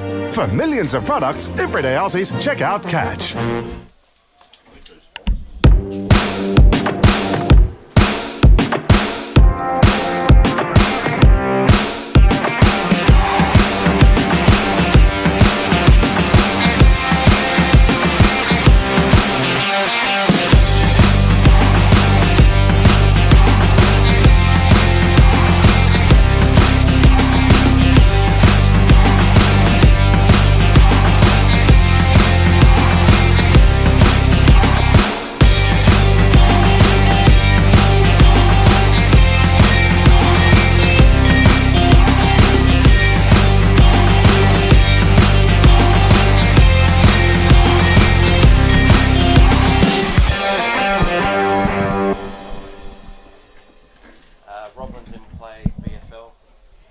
Check out Catch, where everyday Aussies get extraordinary savings. Like Salma's Kayak, Ned's Telly, Brad's Pit and Reese's Wooden Spoon. For everything they need, everyday Aussies check out Catch. Check out Catch, where everyday Aussies get what they need for less. Like mixed joggers, Bill's Gate, Sarah Jessica's Parker, and Kim's Kardashian. For all the brands they love, everyday Aussies check out Catch.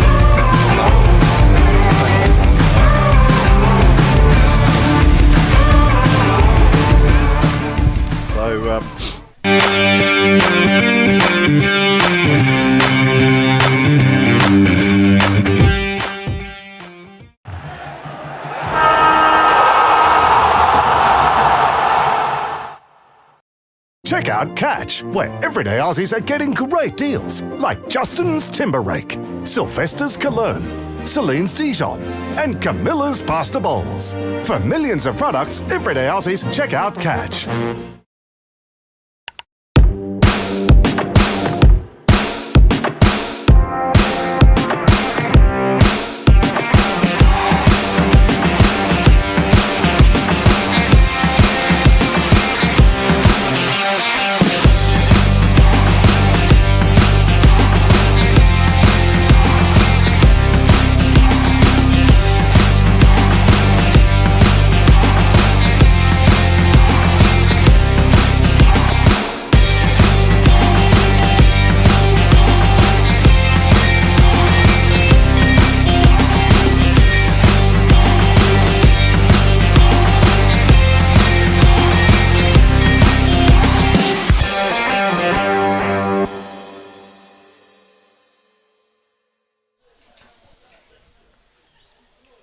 And welcome back to Theberton Oval. What a day it is. I tell you what, they're lining up for the drinks down here. Walking past, bathed in sunshine. There's zinc cream, there's fans, there's water sprays, there's everything. It's like middle of summer. And Nick and myself are just going to go through a few things with such a low-scoring game, 2-2 to 2-5. And just a few things, Nick, that we'll touch on. So turnovers from a mark or free kick or just the bombing of the ball. How have you found perceived pressure versus real pressure? Is it out there? Are they both thinking about, we're both top of the table here? I think so. I think that would definitely take its toll because, both teams are undefeated. No one wants to be 3-1. They'd rather be 4-0 and have that separation from the rest of the league. I think fatigue has a lot to do with it. It's May, it's the start of May, and it's 28 degrees out there. We saw Jai McConnell, didn't we, down here in front of us, playing a great game, but the ball almost bounced to him when he wasn't ready for it, and he just couldn't get down to one a bit later on. But he'll recover obviously at half time. And we talk about physical fatigue, and then of course mental fatigue if you're not hydrated enough. What about down the ground? You see Elizabeth, they'll pick the ball up in the back line, and they'll already have those two or three players. They'll go into the middle of the ground, they'll go out wide, but it's like already they'll have players set up. And the contrast is St. Paul's are almost like watching a skyrocket go off because there's so many players around the ball, then all of a sudden they have to run and spread when they get possession. So how are you seeing that? I think for Elizabeth, that's their DNA. That's what makes them successful. That's what's made them the number one team defensively so far this year. It's only been 3 games, but you can only go off what has happened. But looking by today, you can see that it's all system. They're pressing very high when they lock it inside their forward half, and so that's created a lot. They've had 3 more scoring shots, only 3 points ahead, but they're getting their chances. And I think now with the win now as well, if they can take off and they can lock it inside their forward half like they did in the first quarter, they could create some separation in this game. What you alluded to there, Nick, we saw from the first bounce that certainly around to the left of our screen in this quarter, around the centre half back position, you tend to find that they have 3 or 4 numbers and away they go. So we're all in readiness there. We're got about a minute to go as the umpire holds the ball aloft now. That's the quickest minute of all time, Tony. We are underway already in the third quarter, and the big fella we were just speaking about was Jai McConnell, who won the tap out this time. St Paul's players down on the ball. Well done there. He's got a good set of turbos there as he comes out. St Paul's are inside 50. Paps is taken forward in the tackle, and umpire, I reckon he saw that because he was taken forward in that tackle. This is what I was talking about. So Elizabeth load up off that half back line. That is a great kick, and Jared Upton has had a great game, and he's kicked that out to Dominic DeRuvo, who just came into the play in that last bit of the last quarter. So he's kicked a bit of a nothing kick once again. Just don't kick it and hope the wind does it for you. Or St Paul's going back the other way. This is a good battle, these two in the middle. Really liked Kambak and also Jake Reynolds. But you can see now already we're 1 minute into the quarter, and this heat is really going to take a toll on the day. Player couldn't get his hand down to the ball. Great centering kick. That is supervision there. And you'll see Pendleton now is going to line up probably 40 out. Not much of an angle to speak of. This is going to be the trouble, is that the wind. So he's lining up there. See, just stretching out. And I'll tell you what, the players will be looking forward to that little break just in that bit of play as he comes in now. Very deliberate. Comes in. I hope no stutter. Oh, just jogs in beautifully. Drops it nice. Does he like it off the boot? No, set play. It's a mark. It's a mark in the forward pocket. Look, is he going to run around? No. He's a left footer too. This will be interesting. Nicholas Maraska. He's kicked one and missed one.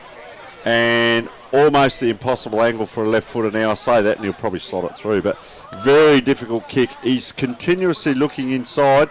Round he goes on the check side, and that's out of bounds on the full because very difficult kick for the left footer. Right, no, I think it's a point. Mice has just snuck in. Oh, it is a point. You are correct, Vince. You left footers stick together, don't you? Fair dinkum. So we're going to watch Taylor here bring the ball out. So that's 1 point closer to 2-3-15 to 2-5-17 here on the Sports Interactive scoreboard. Ball kicked out, good kick out. Mark's been taken right on the 50 here for Elizabeth. That's Stephen James, liked his game. Short kick on the left, he's spotted someone up. Two grabs at it there, Riley Mitchell, but he's got the ball. Looks out wide. Got a player up here is Jared Upton. Really liked his game too. He's had a lot of influence there across half-back. Oh, gee, did that go over on the full? Yeah. Well, maybe not spotted.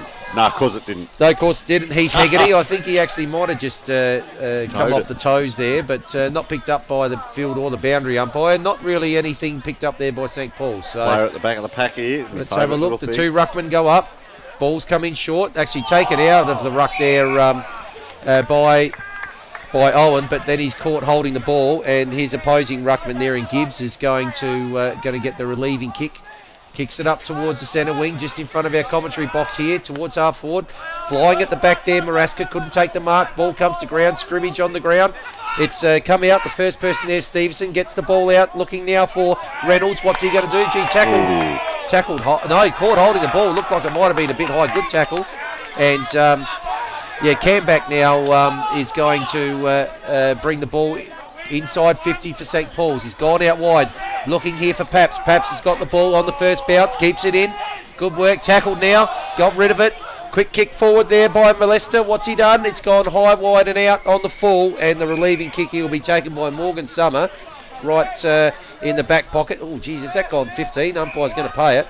And I'll tell you what, we're starting to see, Vince, a few players just standing still, body language, hands on hips, just a little bit of this creeping in. Hot day out there. So kick up here. Mark's been taken here by Mitchell, having a good third quarter start. Spotted someone up in the middle. That's a good searching kick there to Foster. What's he going to do, Foster? Looking around. Decided to come out to the broadcast wing. Ball's just bounced just in front of Hegarty, but he's picked it up beautifully. Now he's gone out inside 50. Clinton slipped over. He's going to be second to the ball there, and that's going to allow St Paul's to clear the ball here through Matai, I think it is, and then the ball's out on the far wing. What's the kick? Little kick inside from Kambak. Ball is tackle applied by 2 players there, brought down there, I think, by James and Taylor there. The St. James Paul's Taylor, player. beautiful. Love it, Vince. Okay, umpire's got the ball in the just left of the centre circle there. Up it goes, and players not getting off the ground now for the actual tap, but just pushed forward by St. Paul's there. Player on his own is Camback. He's right out there on his own. Player now comes in trying to get to him. Nice little kick in, but taken out the back. And I'll tell you what, Jared Upton's looking for a pair of thongs at the moment. And our Archie's there, great foot support, and he's looking good at the moment. So, geez, that's a dangerous kick, though, if it doesn't hit, and it doesn't. But plenty there to mop up. And this is what we talked about with Elizabeth. Oh, player dumped there, and that's hurt him too.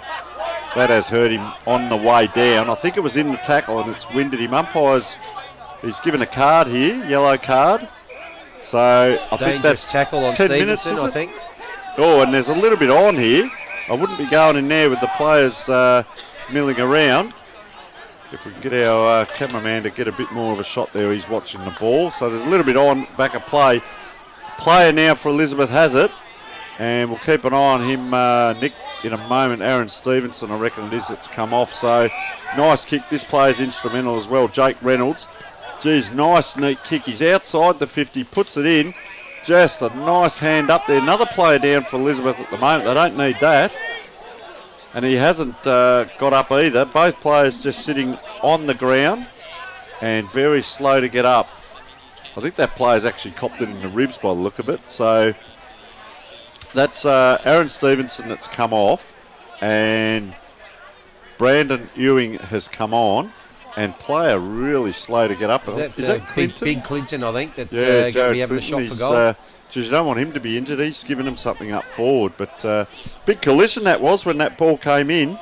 Just a slow lull of a game. 2-3 to 2-5, and we're 7 minutes in to the third quarter. So bit of a hop, skip and a jump. He likes it. Oh, he's revving him up around there. And that's Clinton.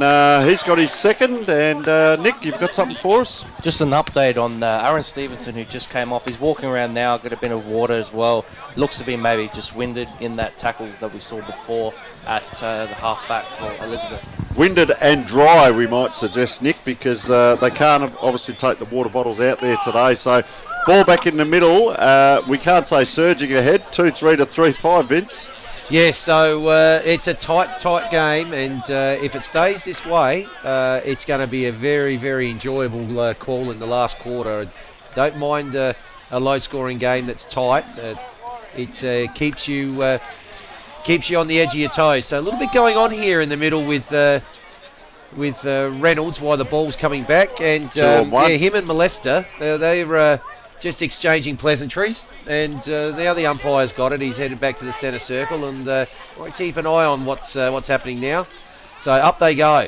So good tap over the back there from Glenn Gibbs, but it's been brought away by Curtis Shaw. Ball's gone into forward 50. Big good intercept taken there by Marotti. What's he done? He's gone out wide over to the wing, looking for Paps. Paps has got the ball on the wing. Plays on.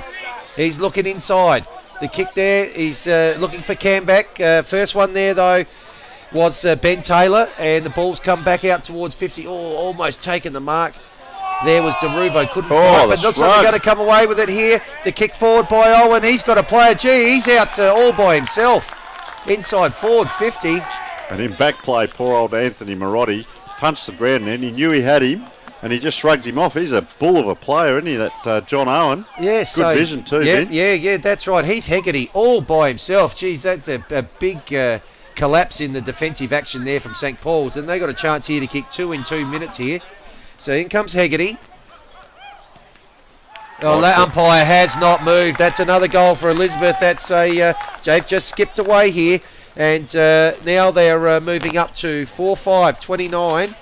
And on the Sports Interactive scoreboard, St. Paul's stuck on 2-3-15, so that's a 14-point margin for the Eagles at the moment. And we're 9.5 minutes in, just haven't got this shot for goal. That umpire, he did not move.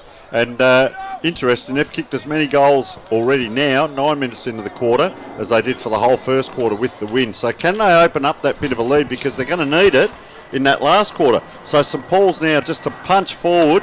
player now on the back of it. I love how Elizabeth go about it here. Look at their numbers. If one can't get it, the next can. Great tap forward there by Jai McConnell. That was clever, but player just on hands and knees. That is desperation there, Benjamin Taylor. Now out the back it goes. Reynolds just looks at the cavalry coming in. That's a great hip and shoulder there, Joel Foster. And a lot of players still milling around the ball. It's just a couple of times there it's threatened to unleash a little bit. I'll tell you what's happening. Number 5 there, Joel Foster. You see him on his own there, number 5, and he's out the back there. Oh, it doesn't need it. Elizabeth player on the left foot, the big ruckman goes. 2 on 1, 50-50 battle. Player kept his eye on the ball and battled that out manfully and gives Elizabeth a go at it. Player almost ran himself into trouble there was Blake Mitchell, but he's found someone now. Nice green boots too. Jess pops it forward, does Riley Mitchell. Look at him there, 3 on to 1 and punched out of bounds. Elizabeth will be happy with that because it's in their half forward line, and interesting to see the ruckman just interchange here. So the big number 51, Anthony Cronshaw's had to run about 80 metres on Theberton Oval to get to this tap, Vince. And now, umpire nuances again. This umpire tends to throw it a little bit short. If that's what he does, that's fine, but the players need to pick up on this. So in it comes. There it is, a little bit short. Players go at it. Another congestion, will it be? No, couldn't get it out. Tried to bang it on the boot. St Paul's now come the other way. Oh, player cut in front of his own player there, Anthony Bullock. Elizabeth, I love this. They back up. Look, they're in 2s and 3s. St Paul's now, they're going to go out towards the boundary here. Player dropped it. He had nowhere to go. And poor old Lucio Malesta as in come Elizabeth. But, geez, just another kick to a pack. St Paul's, can they mop up? Bundled out of bounds, just dropped the head as he went over. And St Paul's players looking for a free kick. And the Elizabeth players are saying, well, what's going on? Meanwhile, Elizabeth player number 14 comes on, Curtis Shaw, and he's going to run right down into that forward line. Vince, have a look at him. Yeah, not umpires conferring here. We'll just see what bit of what the time. result of as it is. So foot comes out, or is line dancing? One maybe of the we two. need a little bit of elevator music for 5 seconds here. Yeah, this could go. Look, that tree in the background's just growing about 5 foot taller in this time. The imaginary shake hands there. I know, and it's a free kick to Elizabeth. Yeah, Marotti's not happy about something there. He is remonstrating. Now he gives the ball back. Probably was off the boot, Vince. So, yep. Look, he was going to come inside there. So, Heath Hegarty it is. Already kicked one. Probably difficult here because of that wind. It's going to blow the ball straight across. So, he does the check side and he's kicked it. Wow, because that was a clever kick because that wind was actually coming across his right shoulder there, and that is a great goal and much needed for Elizabeth. What have you got for us down there, Nick? Did you see anything down there on the boundary for us?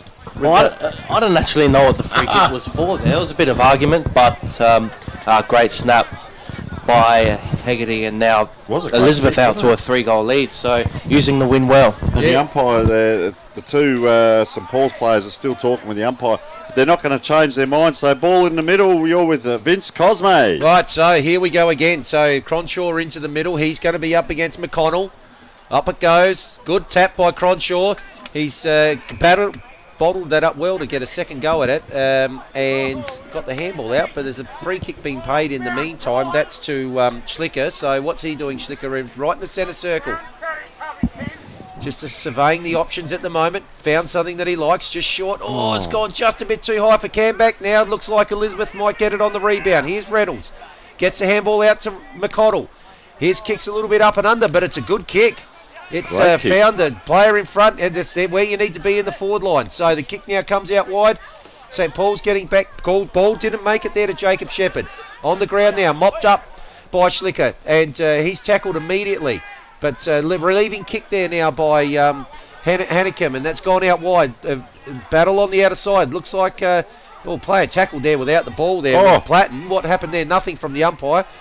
Here we go. Here's Foster. What's he going to do with it? Skips around a player. Deliberately on the right. He's got someone on the lead. Doesn't quite get it. It's Clinton. He gets it. Excellent. Pick up on the bounce. Handball across. Here's Shepherd. What's he going to do? Tackled immediately. Excellent tackle there by Liebelt. And gives the opportunity here for St Paul's to clear. Rush clearing kick by Todd.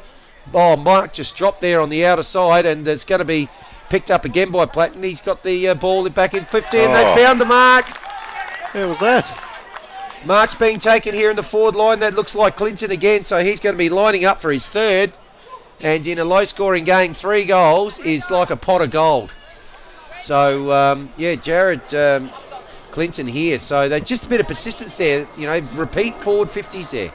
Working as a team too, Vince. I'll cover that in a moment. But in he comes, Clinton. Being good on the set shot today. That one's no different. That umpire hasn't moved for the whole quarter. They've kicked 4 straight in a row, and they have broken this game wide open here, the Eagles.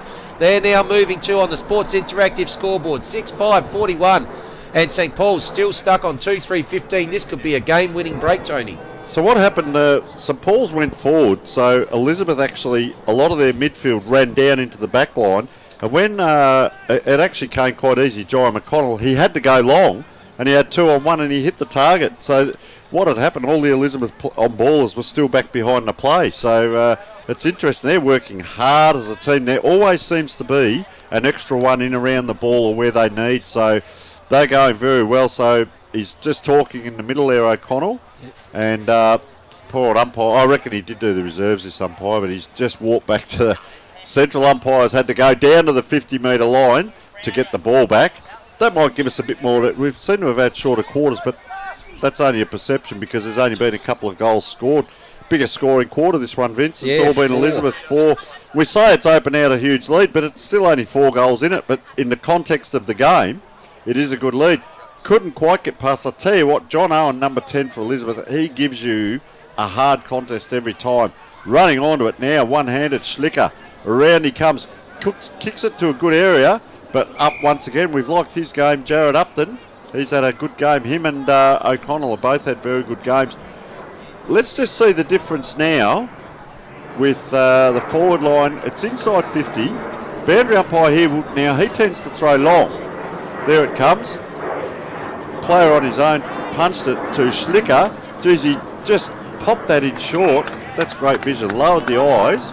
And I reckon that's Pendleton, is it, who's got it.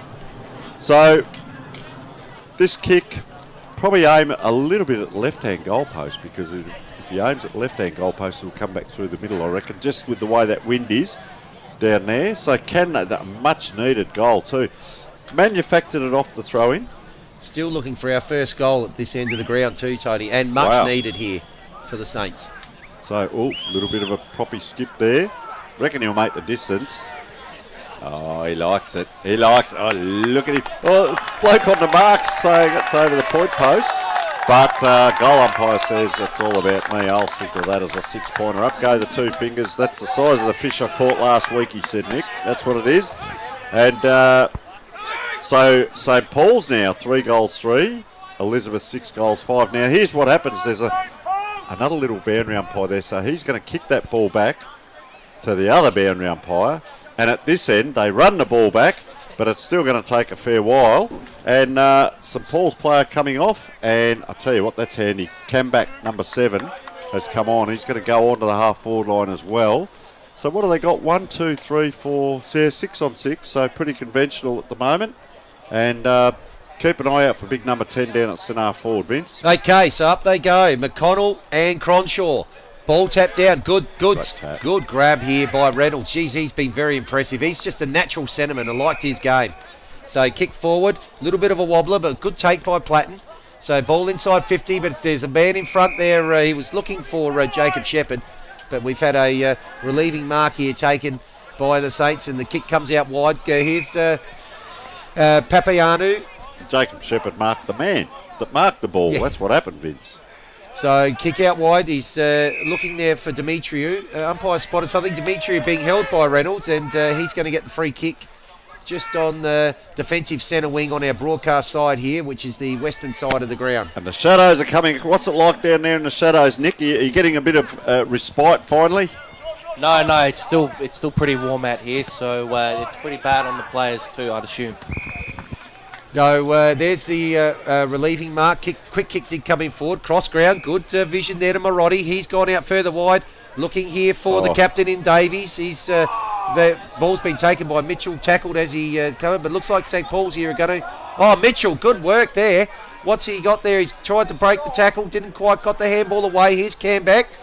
Geez, players all under pressure. It's hot right out there, and not just in temperature. That ball out on the other side is tapped out there by Foster, and we're going to have a boundary throw in on the far side of the ground. Sports Interactive scoreboard.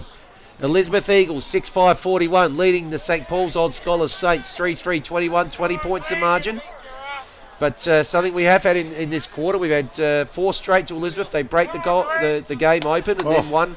Camback just took that out and just kicked it forward. But intercepting mark here is going to be taken here by Taylor. Taylor had a very good game. Quickly onto Stephen James in the middle. He's surveying his options in the middle.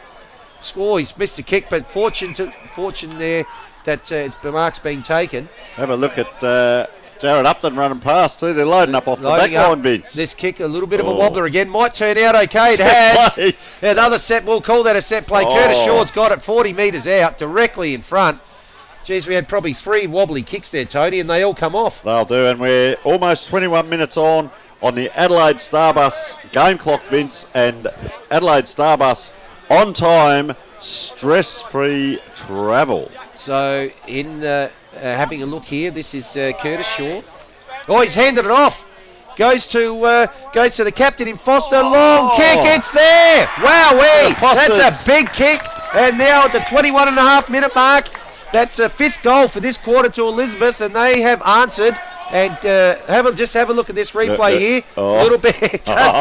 Curtis Shaw does the old, let's check what the wind's doing here. Out the back here. Yeah, give it to the skipper. I'll tell you what, he'll get a game next week. And have a look at that kick. From outside 50, fantastic kick from Foster. When we get a long shot, Joel Foster was sitting over in the bowling green over there in the shade. Jumped the fence, wandered back on, says I might snaffle myself a goal here. That's an important important goal late in this quarter. Probably will go a bit longer now though, but 22 minutes. Off you go, Tony. So ball in the middle. There, Ruckman also has been giving him first use. Jai McConnell, I've liked his game in the middle. Wow, player coming through there. Did not collect. He came through like a freight train, young Anthony Marotti it was. St Paul's now, I thought that was a handball backwards, but it was off a stoppage. Oh, just their kicking starting to let them down. Those skill errors, that was a 2-on-1. They had them outdone here, St Paul's. Look how many around that ball. And Elizabeth are now into their forward line. Player streaming forward. There's one, there's another one if he wants. Oh, can he get it on the boot? He does, and that is a very costly mistake and a great goal to Brett Watson. Pretty well deserved. His work rate's been really good. He's been good through the middle of the ground. A lot of times not used, and then other times he is used. He's almost like that link man, and good to see him get a reward there and get a goal. But just that one kick, what do you think there, Nick, with that kick that came out this side right in front of you there and couldn't hit the target? Look at Elizabeth mop up and get a goal. Yeah, well, they're running away, and their transition has been really good this quarter, so using the wind quite well, pressing quite well, and it shows on the scoreboard. Well, they've kicked 6 goals 6 straight. Yep. And that's going to make it very hard for St Paul's. And I had St Paul's by 28 points, so they'll need a massive last quarter. Well, umpires just. We almost want to send Nick out to the St Paul's St Paul's huddle again at three quarter time. He might see if they get another rev up. But ball's up there. Good tap down by McConnell. Quick kick off the ground there by Molester. First one there, though, is going to be Riley Mitchell. But looks like it's Molester there again. Jeez, he's worked hard there in that little passage of play. Mitchell again, good handball out wide. Chain of handballs has got the ball onto the wing. And now the ball's going to come towards the inside 50. Spotted a player up there, and that's a really good mark taken by Brandon Owen. He doesn't waste any time. Ball now inside 50. On the lead, yeah, great grab. And that's 40 out. That's going to be another shot for goal. They have really opened up this game late in this quarter, Elizabeth.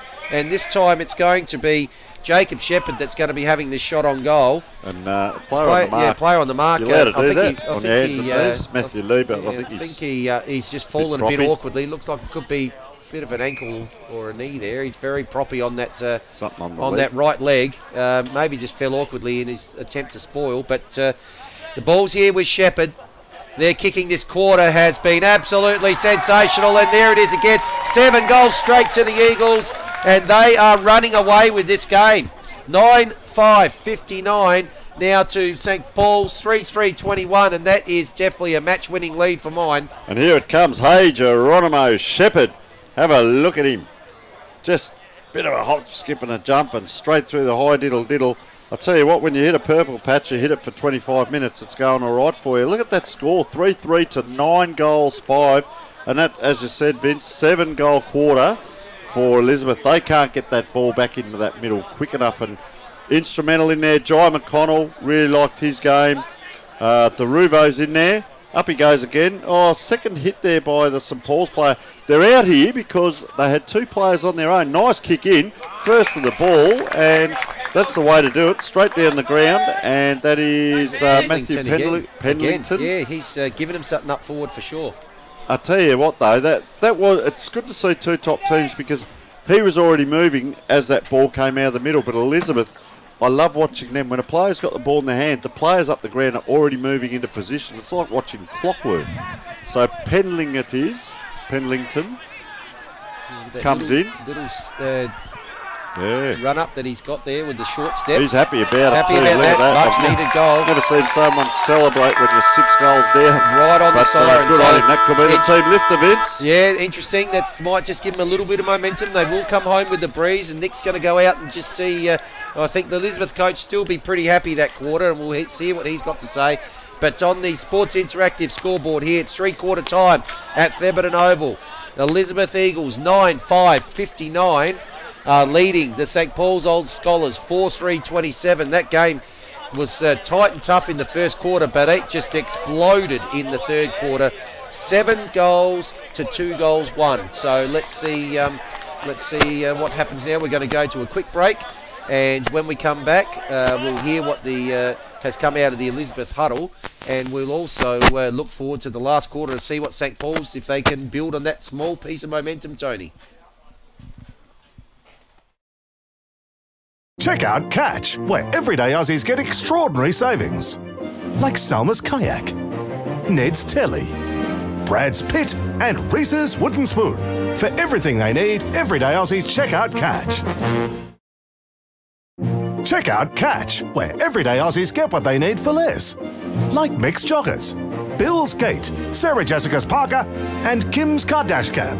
For all the brands they love, everyday Aussies check out Catch.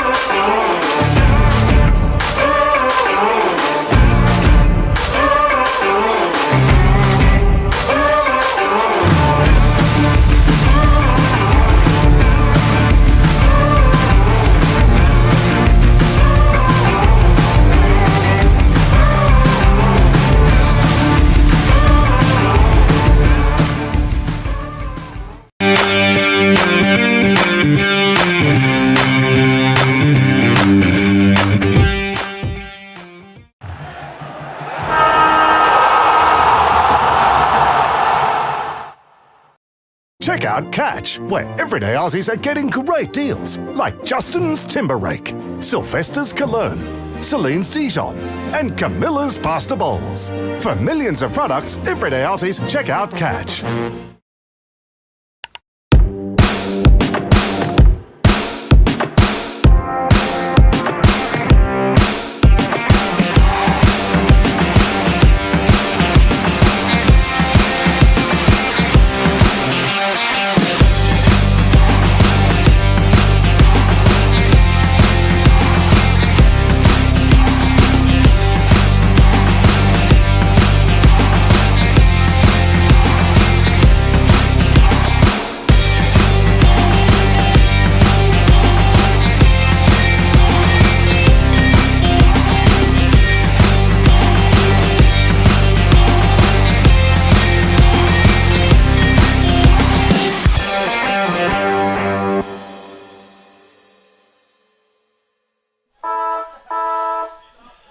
Okay, so we're back here for the last quarter, and let's go straight down to our boundary rider, Nick Cosme. Yes, so I was in the Elizabeth huddle, and pretty much they need to prepare for a comeback. That was the bottom line. They have to make sure that they hold strong here, even though the wind has died down. St. Paul's will be going with it in the last quarter, and they're going to trust their one-on-ones like they have all day, the press, which has worked. So they're going into this last quarter fairly confident they probably should get it done as well. Wow, so there we go, 32 points in it. They're up by 32, and they're saying, well, be aware of the comeback. But, geez, they need 6 goals to nothing, St. Paul's, to hit the front. So it'll be a pretty massive comeback if they've only kicked 4 to this point. But this is the beauty of it. Top teams don't just drop away. They will persist. A little bit of bragging rights in the first round as to which team will end up on top of the ladder after this game, because 2 undefeated teams, and I'd say these 2 are probably going to be the ones that go all the way to the granny, with all due respect to the rest that really drops away. But, wow, this will be interesting to watch. So you would suggest Elizabeth will probably load up down back just to hold the sway a bit. This is where we may see some of those tactics with the tempo and, holding up the ball, switch of play and so on. So umpire just looking around now in the middle. And your commentator is Vince Cosme. Right, so last quarter here, 32 points the margin. Up it goes. Ruckman at it. Looks like, yes, McConnell gets the tap down. Goes about 10 metres forward. Ball straight to the ground, and it's bobbling around. It could be picked up here by St. Paul's. Oh, he had one go at it, Matai. Couldn't actually take it. Now it's in dispute once again. Looks like this time it's been locked in, and the umpire's going to come in for a secondary ball up. But ball's moved about 10 metres, right in the middle of the ground. Moved about 10 metres to the far side. Ruckman up against it there, and that time the tap by Matai was actually taking the ruck work. And that ball's going nowhere. For the last person up off the pack, looks like it's Foster. So up it goes again. What's going to happen this time? Clear tap that time to McConnell. And the kick goes out towards the forward 50. Bobbles inside. Good work there. Bullocking the balls now with Brandon Owen. Brandon Owen's having a shot at goal. Looks like it might be just off to the right-hand side. And that's the first score of the last quarter. And on the Sports Interactive scoreboard, Elizabeth 9-6-60 leading St. Paul's. 4-3-27. And he went the journey there, Vince. So just down a nick, as that wind dropped away a little bit down there, Nick, by the looks of things? It had during the last quarter. So St. Paul's aren't actually getting the advantage that they'd hoped for in this last term. Yeah, so the kicking comes in. It's a 50-50 play. Hits the ground, which doesn't help anyone. So Elizabeth now, can they mop up? They do. And this player's having a great game, Jared Upton. Just kicks to pretty much no one there in the forward line. Players working hard for Elizabeth. That is great work. Number 22 comes in, Braden Owen, but that can go down to the other player there now. I reckon who's got it now. Heath Hegarty held that up until the cavalry came, and he's a bit spent out there, you can see, but he did a mountain of work, and it's true to him that the ball's in their forward pocket. Let's see if this umpire throws it over the back. I know I keep harping on it. There it goes, a little bit towards the middle of the ground there. Players diving all over it. Big Owen there couldn't get down to it. Sneaky little handball attempted there by Camback. Couldn't get it out. It's the rolling maul. I call this every week. It's the rugby maul. They've just lined up there 4 or 5 and try and push it forward with a bit of grunt. Urgh, they go. Up it comes. Well, the ball went up, but the players didn't. John Owen just stood there. Anyway, player came through, collected heavily there, and Lucas Molester it was. Lucio. Anyway, ball back towards players on the wing. Left, right. In it comes with the big kick. I reckon that was our ruckman too. A little bump on, protecting the ball drop. St. Paul's, they're going to go the hard way home here. Free kick for in the back. But geez, a long way home. They're down deep in the back pocket. Players are set up. They've got a player just next to the goal square here if he wants him. Had a look at him. Probably heard the commentating, that's what it's. Now they come for a handball backwards. This is going to go to the player I said that was free, but it's going nowhere, Vince. So Liam Davies kicks it out now to Anthony Marotti. They need to set up. He comes down the wing. That's a great kick. This player's given him something most of the day too, Mitchell Todd. Now they're out. They're down to half forward. If they can win this one, and that is a great grab by Michael Matei, we could see a coast-to-coast. Now it's all on the ground. Probably Elizabeth doing a little bit to unsettle the flow, which then gives, you wouldn't believe it, players are coming in for St. Paul's. There's a 25 metre, yep. but it actually gave Elizabeth, he's put him down. There's another one. That'll be 50 now. And he's having a shot on goal. So that was Joel Foster there. A little bit silly. Bumped into him, but he went down like a wet fish, Michael Mateo. What I was going to say, it gave Elizabeth time to get back and set up. You can still see a lot of players in picture, but Foster now is just walking away with a little bit disgust on himself. And Michael Matei, we are 3:45 in, comes in and kicks it. Will that be the ignition that just maybe gets them going? Because the silly stuff, we talked before, Nick, about mental fatigue and physical fatigue, and no need to do it. And this is what happens. Look where he's lining up. Yeah, well, it'd be a shame to see Elizabeth stop now, really, because if the fatigue has kicked in, it could well give St. Paul's an opening, which they actually really need. So what I'd like to see, Foster's been a good player. He's kicked 2 goals. He's in the middle now. You've got to do a 5-minute burst. There he is, just to the back of that pack now. Do a 5-minute burst. He's on his own as well, and do something good for the team, something positive. Rightio, so came towards him.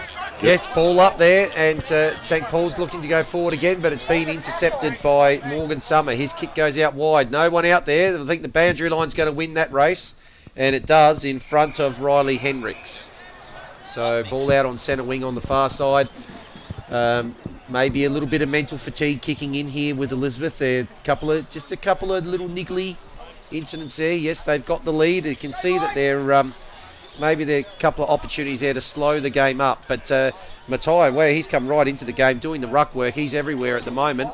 Ball's gone back inside 50, but that's a excellent work there. I think that's Brett Watts who's kicked the ball out wide. Good spoil there by Deruvo. Follows up. And St. Paul's got the ball at the moment. That's excellent tackle applied, and that's holding the ball. And the free kick here will be taken by 25, Vince. by the Elizabeth. Yep, so that's... and 25, yes, 25. So that's going to take the ball to just outside 50. Probably a little bit. It doesn't waste no time to play on. Oh, the kick.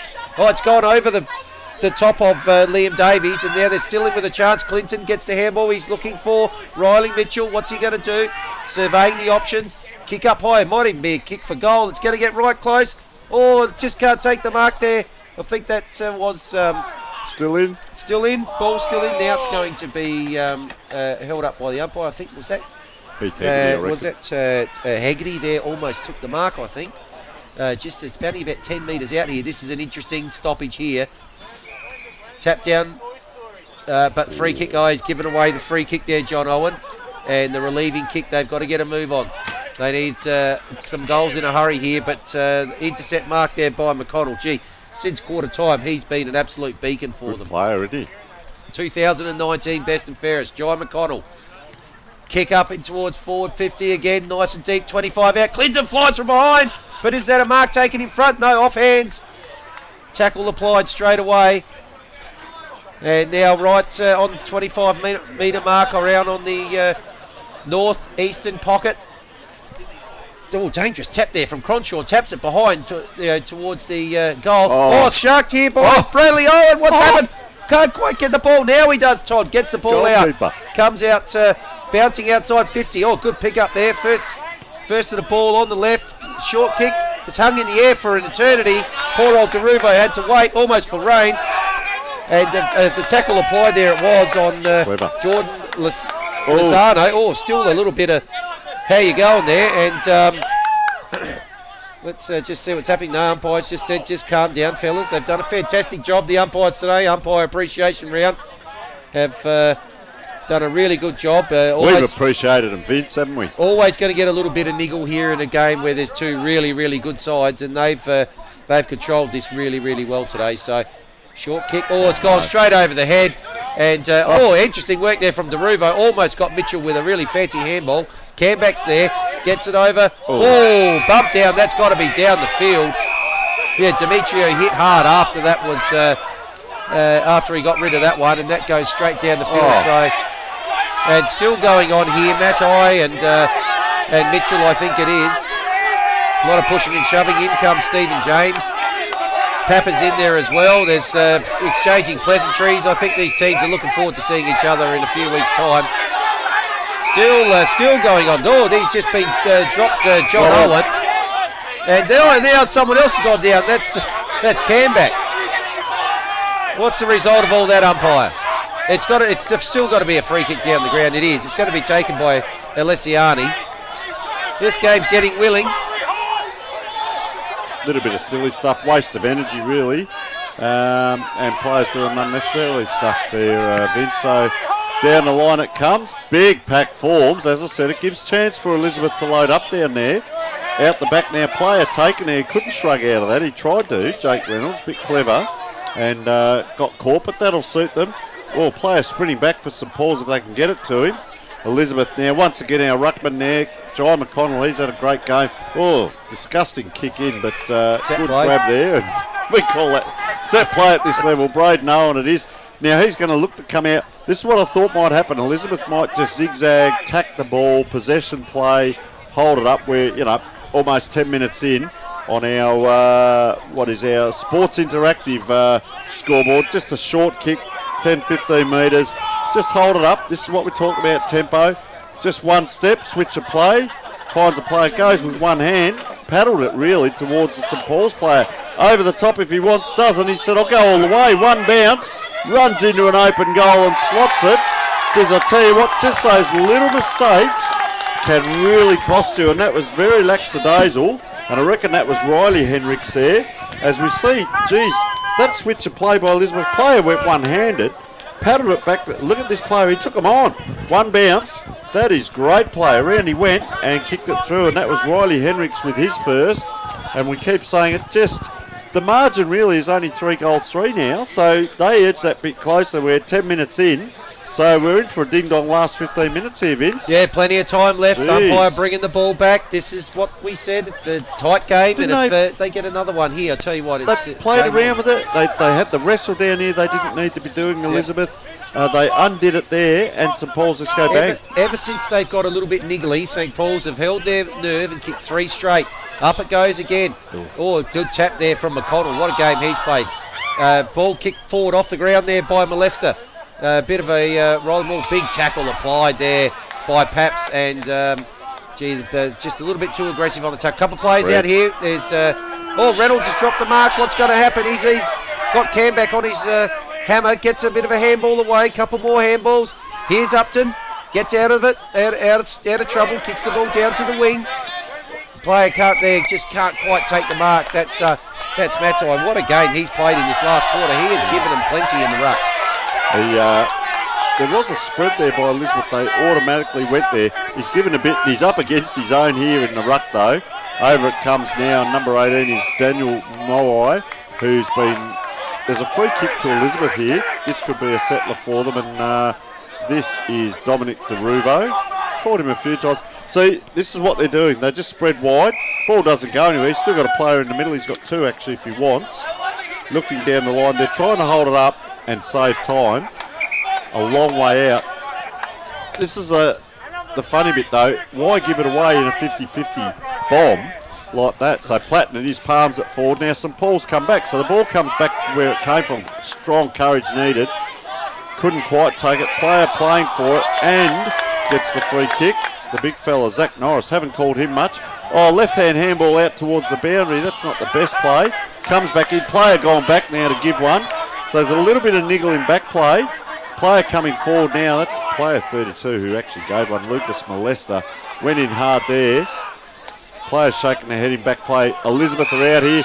1-on-1 in the goal square. We could see a mirror image here with a goal. Oh, ran a long way and has put it through. Just a little bit of indecision there. Braden Owen that was with his goal, and ran a fair way actually. Yeah, you could have almost been called there, Braden Owen. Let's have a look. We're going to count these steps here if we can. Go on. 1. Hang on.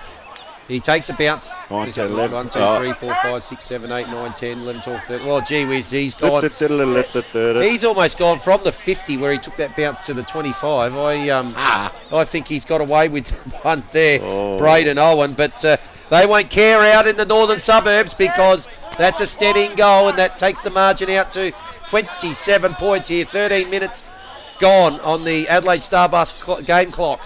So umpire now throws it up. Ruckman go up at it. Tap there, looks like Gibbs back in the ruck there against McConnell. But the ball's been sharked by the Saints. Ball in the forward. Good mark taken there by Alessiani. He wastes no time, though. They can't afford to. He's got it looking for a player out wide. In good position there, Pendleton. Couldn't take the mark. Now the ball's being muffed up by St. Paul's. Here's Ewing. What's he going to do with it? Gets a handball out. And, almost caught there. They could turn the ball over here, but now it's a rush kick forward. And it's going to go into the centre. Good spoil there by Gibbs, facing the wrong way. But and he's actually going to get the free kick for his effort. Well done. So spotted a player out wide. It's going to take the mark here. And they're going to get the ball back out in front. It's Paps with the ball. Finds someone inside 50. It looks like it's Henricks. He's come good this quarter. So Henricks again. Gee, they could answer that goal very quickly. Yeah, he's going to be having a shot for goal. 16 minutes on the Adelaide Starbus game clock, and everyone has moved up the ground here inside the forward half again. The press from Elizabeth, but here they're all eyes on Henrik. What's happened here? There he has kicked the goal. So they've now got 5 for the quarter. St. Paul's, 4 for the quarter, I should say. They won't go away. They're not going away. It's back to 21 points. They've just got to chip away again. There's still time left, 14 and a half minutes. And on the Sports Interactive scoreboard, here's that shot for goal again from Hendricks. Just had it come around, bend beautifully between the big sticks. And it's their turn to be kicking straight this quarter, Tony. And what he's seen down at ground level, Nick, the fatigue we thought might take place, but really it's a willing game, isn't it? The players need to hang on and push themselves. There is a bit of fatigue, but I think a lot of that, as we've seen, is being taken out on jumper punches and little things like that. So, we might be in for a good finish, and I hope so. And just as you say that, a little bit of toing and froing in the middle. Glenn Gibbs in the ruck for them. Can he give them the impetus for St. Paul's? No, it's a ruckman for Elizabeth again goes forward. St. Paul's now back of the pack, hack kick forward, marked by, so there's going to be toing and froing. Marked by Elizabeth out here to Joel Foster. So he needs to make up for his blemish earlier. Here we go again, they'll hold it up, but he's going to go down the line. Long kick, the players form there, or unable to take it there was Blake Mitchell. This is where St. Paul's can mop up. We start to see a little bit more of the one-on-one footy. You'll see this ball come in, there it is, over the back. Elizabeth player, well done back there. Has a player in support, but puts the ball to ground, has to go himself. 3 or 4 around that pack. Umpire looking and playing, holding the ball. So St. Paul's will go forward again. There's not as much running from the midfield. There's a lot of players walking. So the forward line is open. We see that now with a player out here. Is that 27, I reckon? It is, Schlicker? yeah, Schlicker. So he's just centred that ball, player led, and he's given him something, and that is 41, Anthony Alessiani. And they're going to have another shot here. If they get this, 2 goals, just over 2 goals in it. And exactly what you said, Nick, beware for the comeback. And Elizabeth, they've tried to hold the ball up a fair bit, but they've undone it with untidy kicks and skill errors. Geez, I tell you what, it's game on if this goes through. Well, Alessiani, very deliberate. The breeze still a little bit behind him, so it's going to help this kick. If he can kick it, he sprays it out to the right. Oh, geez. Give him a wrap. First miss for the quarter. Yep, and it's going to be a long quarter because that ball's gone back a fair while. It's stuck up on top of the concrete concourse there, and it hasn't rolled back down. So poor old Benjamin Taylor, he's got to go up. There he goes, right up the back. Bends down, picks it up off the wire fence. And this is time on, though, I think. So, yes. not that's affecting. what I mean. It's going to be a very long quarter. It's going to add to the length of the quarter. But so just about every player, apart from 6 players, there's 2 in the goal square. Everyone's set up all around the 50 here. A lot of one-on-ones. So St. Paul's, if they can get it, smash it to ground and run onto it. So he goes straight to centre half. Look at all the players around this. There it is, hits the ground. Volleyball forward. St. Paul's have had 2 possessions here. Player held to. They'll be happy with that. So a ball up here. True centre half forward to David Camback. So Camback, up the umpires. Camback caught in the tackle. Umpire balls it up. It's gone out wide. Looks like the handball's going to come out here towards Davies. What can he do? Tackled immediately. That's going nowhere. And we're going to... we're going to have another ball up. So ball up on the 50. Oh, good tap down to Paps. Paps kick forward inside 50. First one there. Oh, couldn't quite get there. Wants a St. Paul's forward. Chance for them to mop up here. First one is Brett Watts to get to the ball. Scrubby little effort. But, tackled there again. Is that holding? It is. Holding the ball. And they're going to get another shot at it here. Looks like it's Schlicker again. And he's going to have a shot and the opportunity here They won't go away, Vince. to make it 16 points. They are coming like a freight train. So here's Schlicker, right? Difficult kick. Going to be kicking from about 40 on the boundary line. Coming in deliberately. Jesus will be a team lifter if he puts this through. Here's the kick. Looks like it might be to the near side. It is, yes. So just chipping away, but they probably need another major pretty quickly. You know, on the Adelaide Starbucks game clock coming up to 19 minutes. There's been a few goals this quarter, 1, 2, 3, 4, 5 of them. So we've got a little bit of time left, but if they're going to complete a comeback of all comebacks here today, they're going to need another one very quickly, Tony. They are. So ball comes out here towards the boundary. That's a long kick again by the Elizabeth player, and just paddled over there. Jai McConnell, I tell you what, he's had a great game. We're going to be nominating our player for the beanie and thongs a bit later on. I reckon up there. He could be up there himself. Jared Upton, we haven't seen a lot of Jared this quarter, but geez, you see him down there still running well. Look at the players shielding the sun from their eyes. Umpire, just that short throw in. I've called it all day long. Perhaps it is now. Just paddling along and still in play. And then a soccer kick. He's bundled over as well. He's going to... I reckon that was on the full. But the poor old umpire's now going to confer. And I think the central umpire... Yeah, no, the boundary umpire, good call. He did call that. Good on him. So, Elizabeth player just going to come straight down the line, I'd suggest. Does that. Big pack forms again. We've called a lot of that. Great set of jigs. And I'll tell you what, he's off. He's had the rush of blood. Player out on his own, just stood there, and the ball actually came to him. This is Mayo now around the corner. And number 46 is Zach Norris. Haven't called a lot of him. Goes, but he's almost. Now he goes on the left foot. That's a high kick into the teeth of goals. The big ruckman's there for Elizabeth. It's over the back. Who wants it? Elizabeth, hack out of there. One tap. Clever play around the corner. They give it to a player facing the right way. Guess what? St Paul's have set up, and they've got another player. Yeah. Is this, looks like Mitchell Todd, but I'm not 100% sure. Oh, he goes left, goes right. No, it's not. Hendricks again. Double bounce. Takes him on and has just sprayed it. Gee, Hendricks was going for his third for the quarter there. When ambition gets ahead of talent. He did that one time earlier and balked and managed to kick the goal, but not on that occasion. So now the margin's 3 straight goals. So. And Vince, I feel like it's a mirror call. So you call this one, right? The kick's a shocker. Here's the kick back in. Well, that's gone high. Oh, no, just wide. That was a shocking kick in. Are they waxing?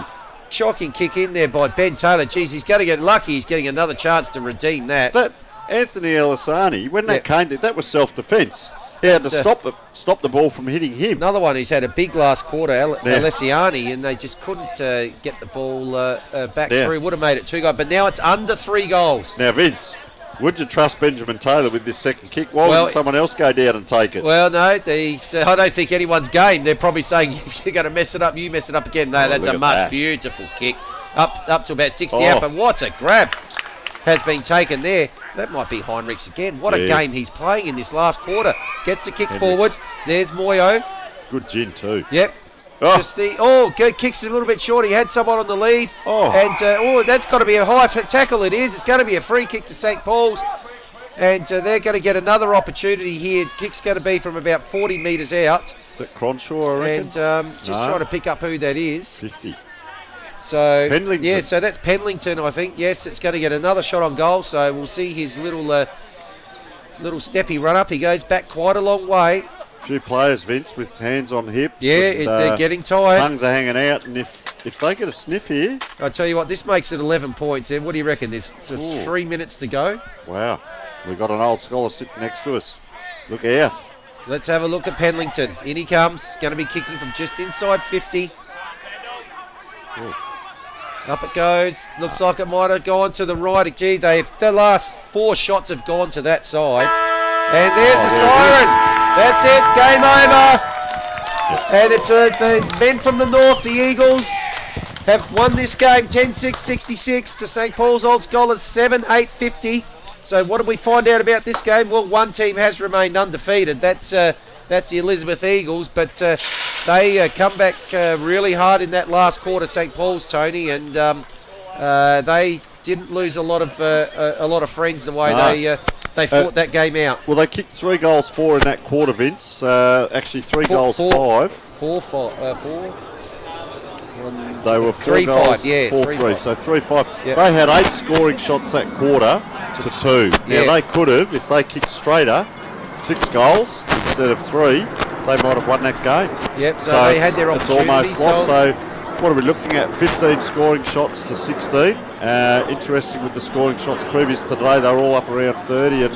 And look, I like the Elizabeth's desperation, and I think their structure is fantastic. They have players that really work hard to get back and help each other, and that will hold them in good stead for the season ahead. So really good work down there. And who have we got, Vince? We were looking for our best player down there. A couple of people talking with the umpires there, and great work by the umpires, umpire appreciation as they come off, and I think that was the Elizabeth coach talking with them, so that's nice to see. Really good result for the Eagles here. So they've gone out winners on this game by 16 points and remain undefeated. Just got Nick's out on the ground at the moment. I think he's looking at to grab one of the best players. Let's talk about Elizabeth first. Some of the best players for Elizabeth. Upton, very, very good early. Mitchell, good early. I thought Hegarty's second half was really good, especially in that third quarter. Gave him something. Clinton, 3 goals. But a little bit quiet in the first quarter. But I think the best on ground today was the Ruckman in 2019 best and fairest, Jai McConnell. And have a look at all the boys. They love it. When it's going to be embarrassing to poor bloke, he's got to come over and he's gone, oh no. And Big Nick's got him in front of everyone, and they're actually walking over. This could be dangerous, walking over in front of the St. Paul's boys. So that's putting a little bit more in it. But good on him, and his teammates are out there giving him a bit of raspberry. But what a great game he played. Really like watching him. And when you had to go, and he's good at that. Okay, so we're going to cross down to Nick now with our man of the match, Jai McConnell, number 13 from Elizabeth. The game, Jai McConnell. Jai, a great win today. Continue to go undefeated. How important was it to get a win like it was today? It was very important. Everyone knew in the team that what we had to get done, and I'm really happy with the way the boys stood up, because half time it was a little bit scary, but it was good. Everyone stood up well, and I'm real happy with the way things turned out in the end. I noticed when you guys were going with the breeze in the first and third quarter, there was a bit of a press. Was that more so part of the plan coming into today? All the back lines, we've got a real strong back line. They've worked well, and they always press up and make sure that it stays in our 50 and stuff. But they've been awesome this year. We've had one of the best defenses in the league so far. All credit to them. They've done a great job down there pressing up and whatever, but absolutely a great day in the ruck for you today. Appreciate that. No worries. Tell us about the importance of giving your midfielders first use. We got a couple good ball users in there, so whenever we can get a first hand to them and let them have first use, it's always good, because they make it easy for the forwards as well with their delivery. So it was really important to get first use for them boys. I'll let you get back to your teammates. Good luck against Single Farm. Cheers, mate. No worries. So very well spoken there by Jai McConnell, our best on ground, Vince, and he had a mighty game. And as I said, he did the work when it needed to be done in the guts of the ground, and he set them up. And his second efforts, he takes marks around the ground. He's almost like another midfielder as well. Well, as we know, mate, the number one criteria for me, Tony, is you want to. When a game's in the balance, you want to know who breaks it open.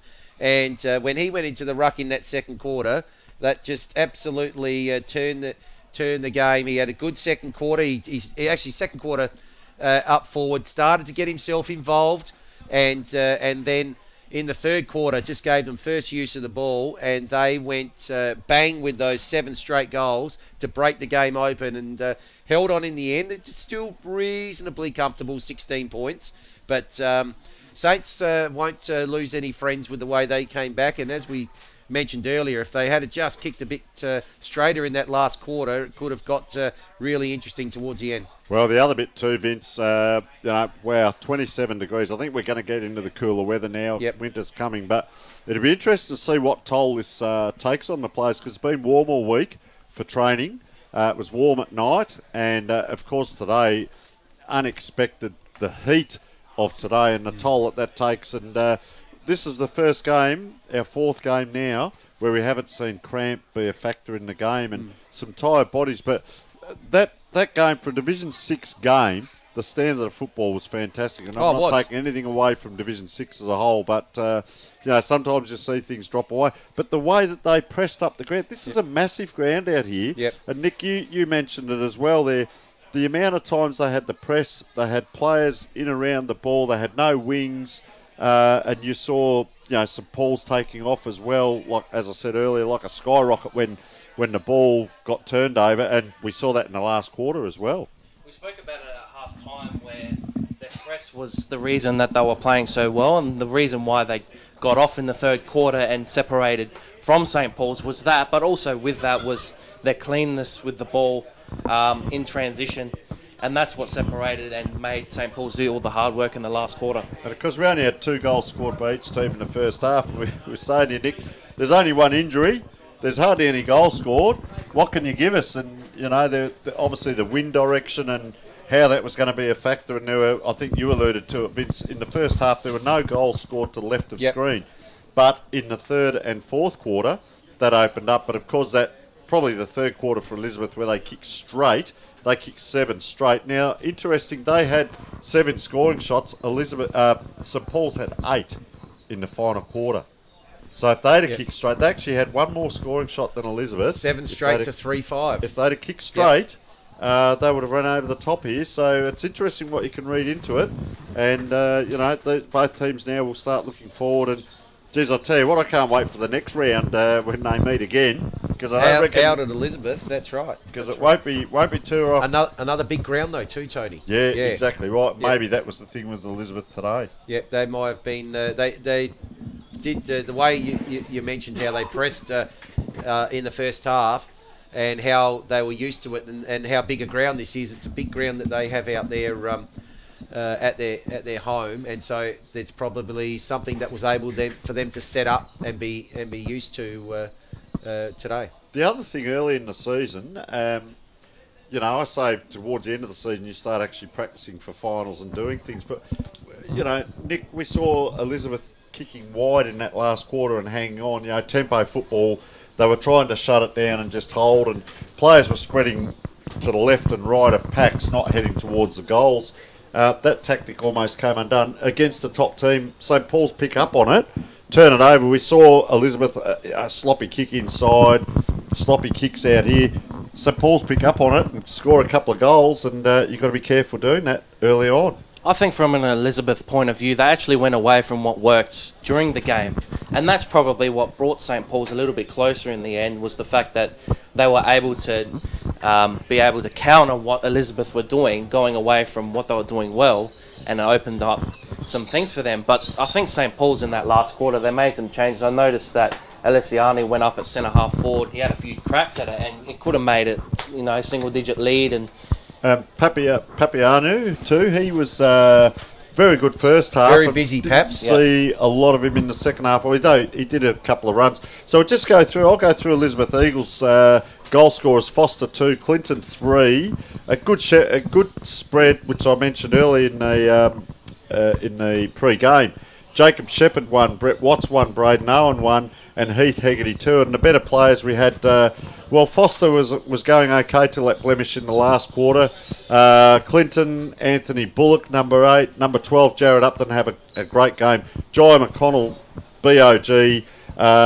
Brett Watts, number 21. I liked a lot of him streaming through the middle of the ground. Hegarty at times. Jake Reynolds, number 1. Yep. Probably second half not as instrumental.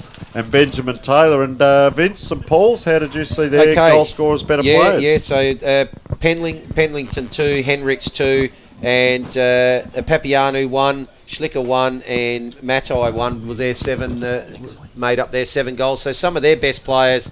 Todd was was good, especially in the first half. I liked David Camback's game. Penlington really gave them something up forward, and in the last quarter, in that comeback especially, Henriks, Matai and Alessiani had a big influence, got them right back in the game, but unfortunately not quite close enough. So well played to Elizabeth, well played to St. Paul's as well. So great game between the two top teams, tough, hard, tight, and we'll look forward to what happens later.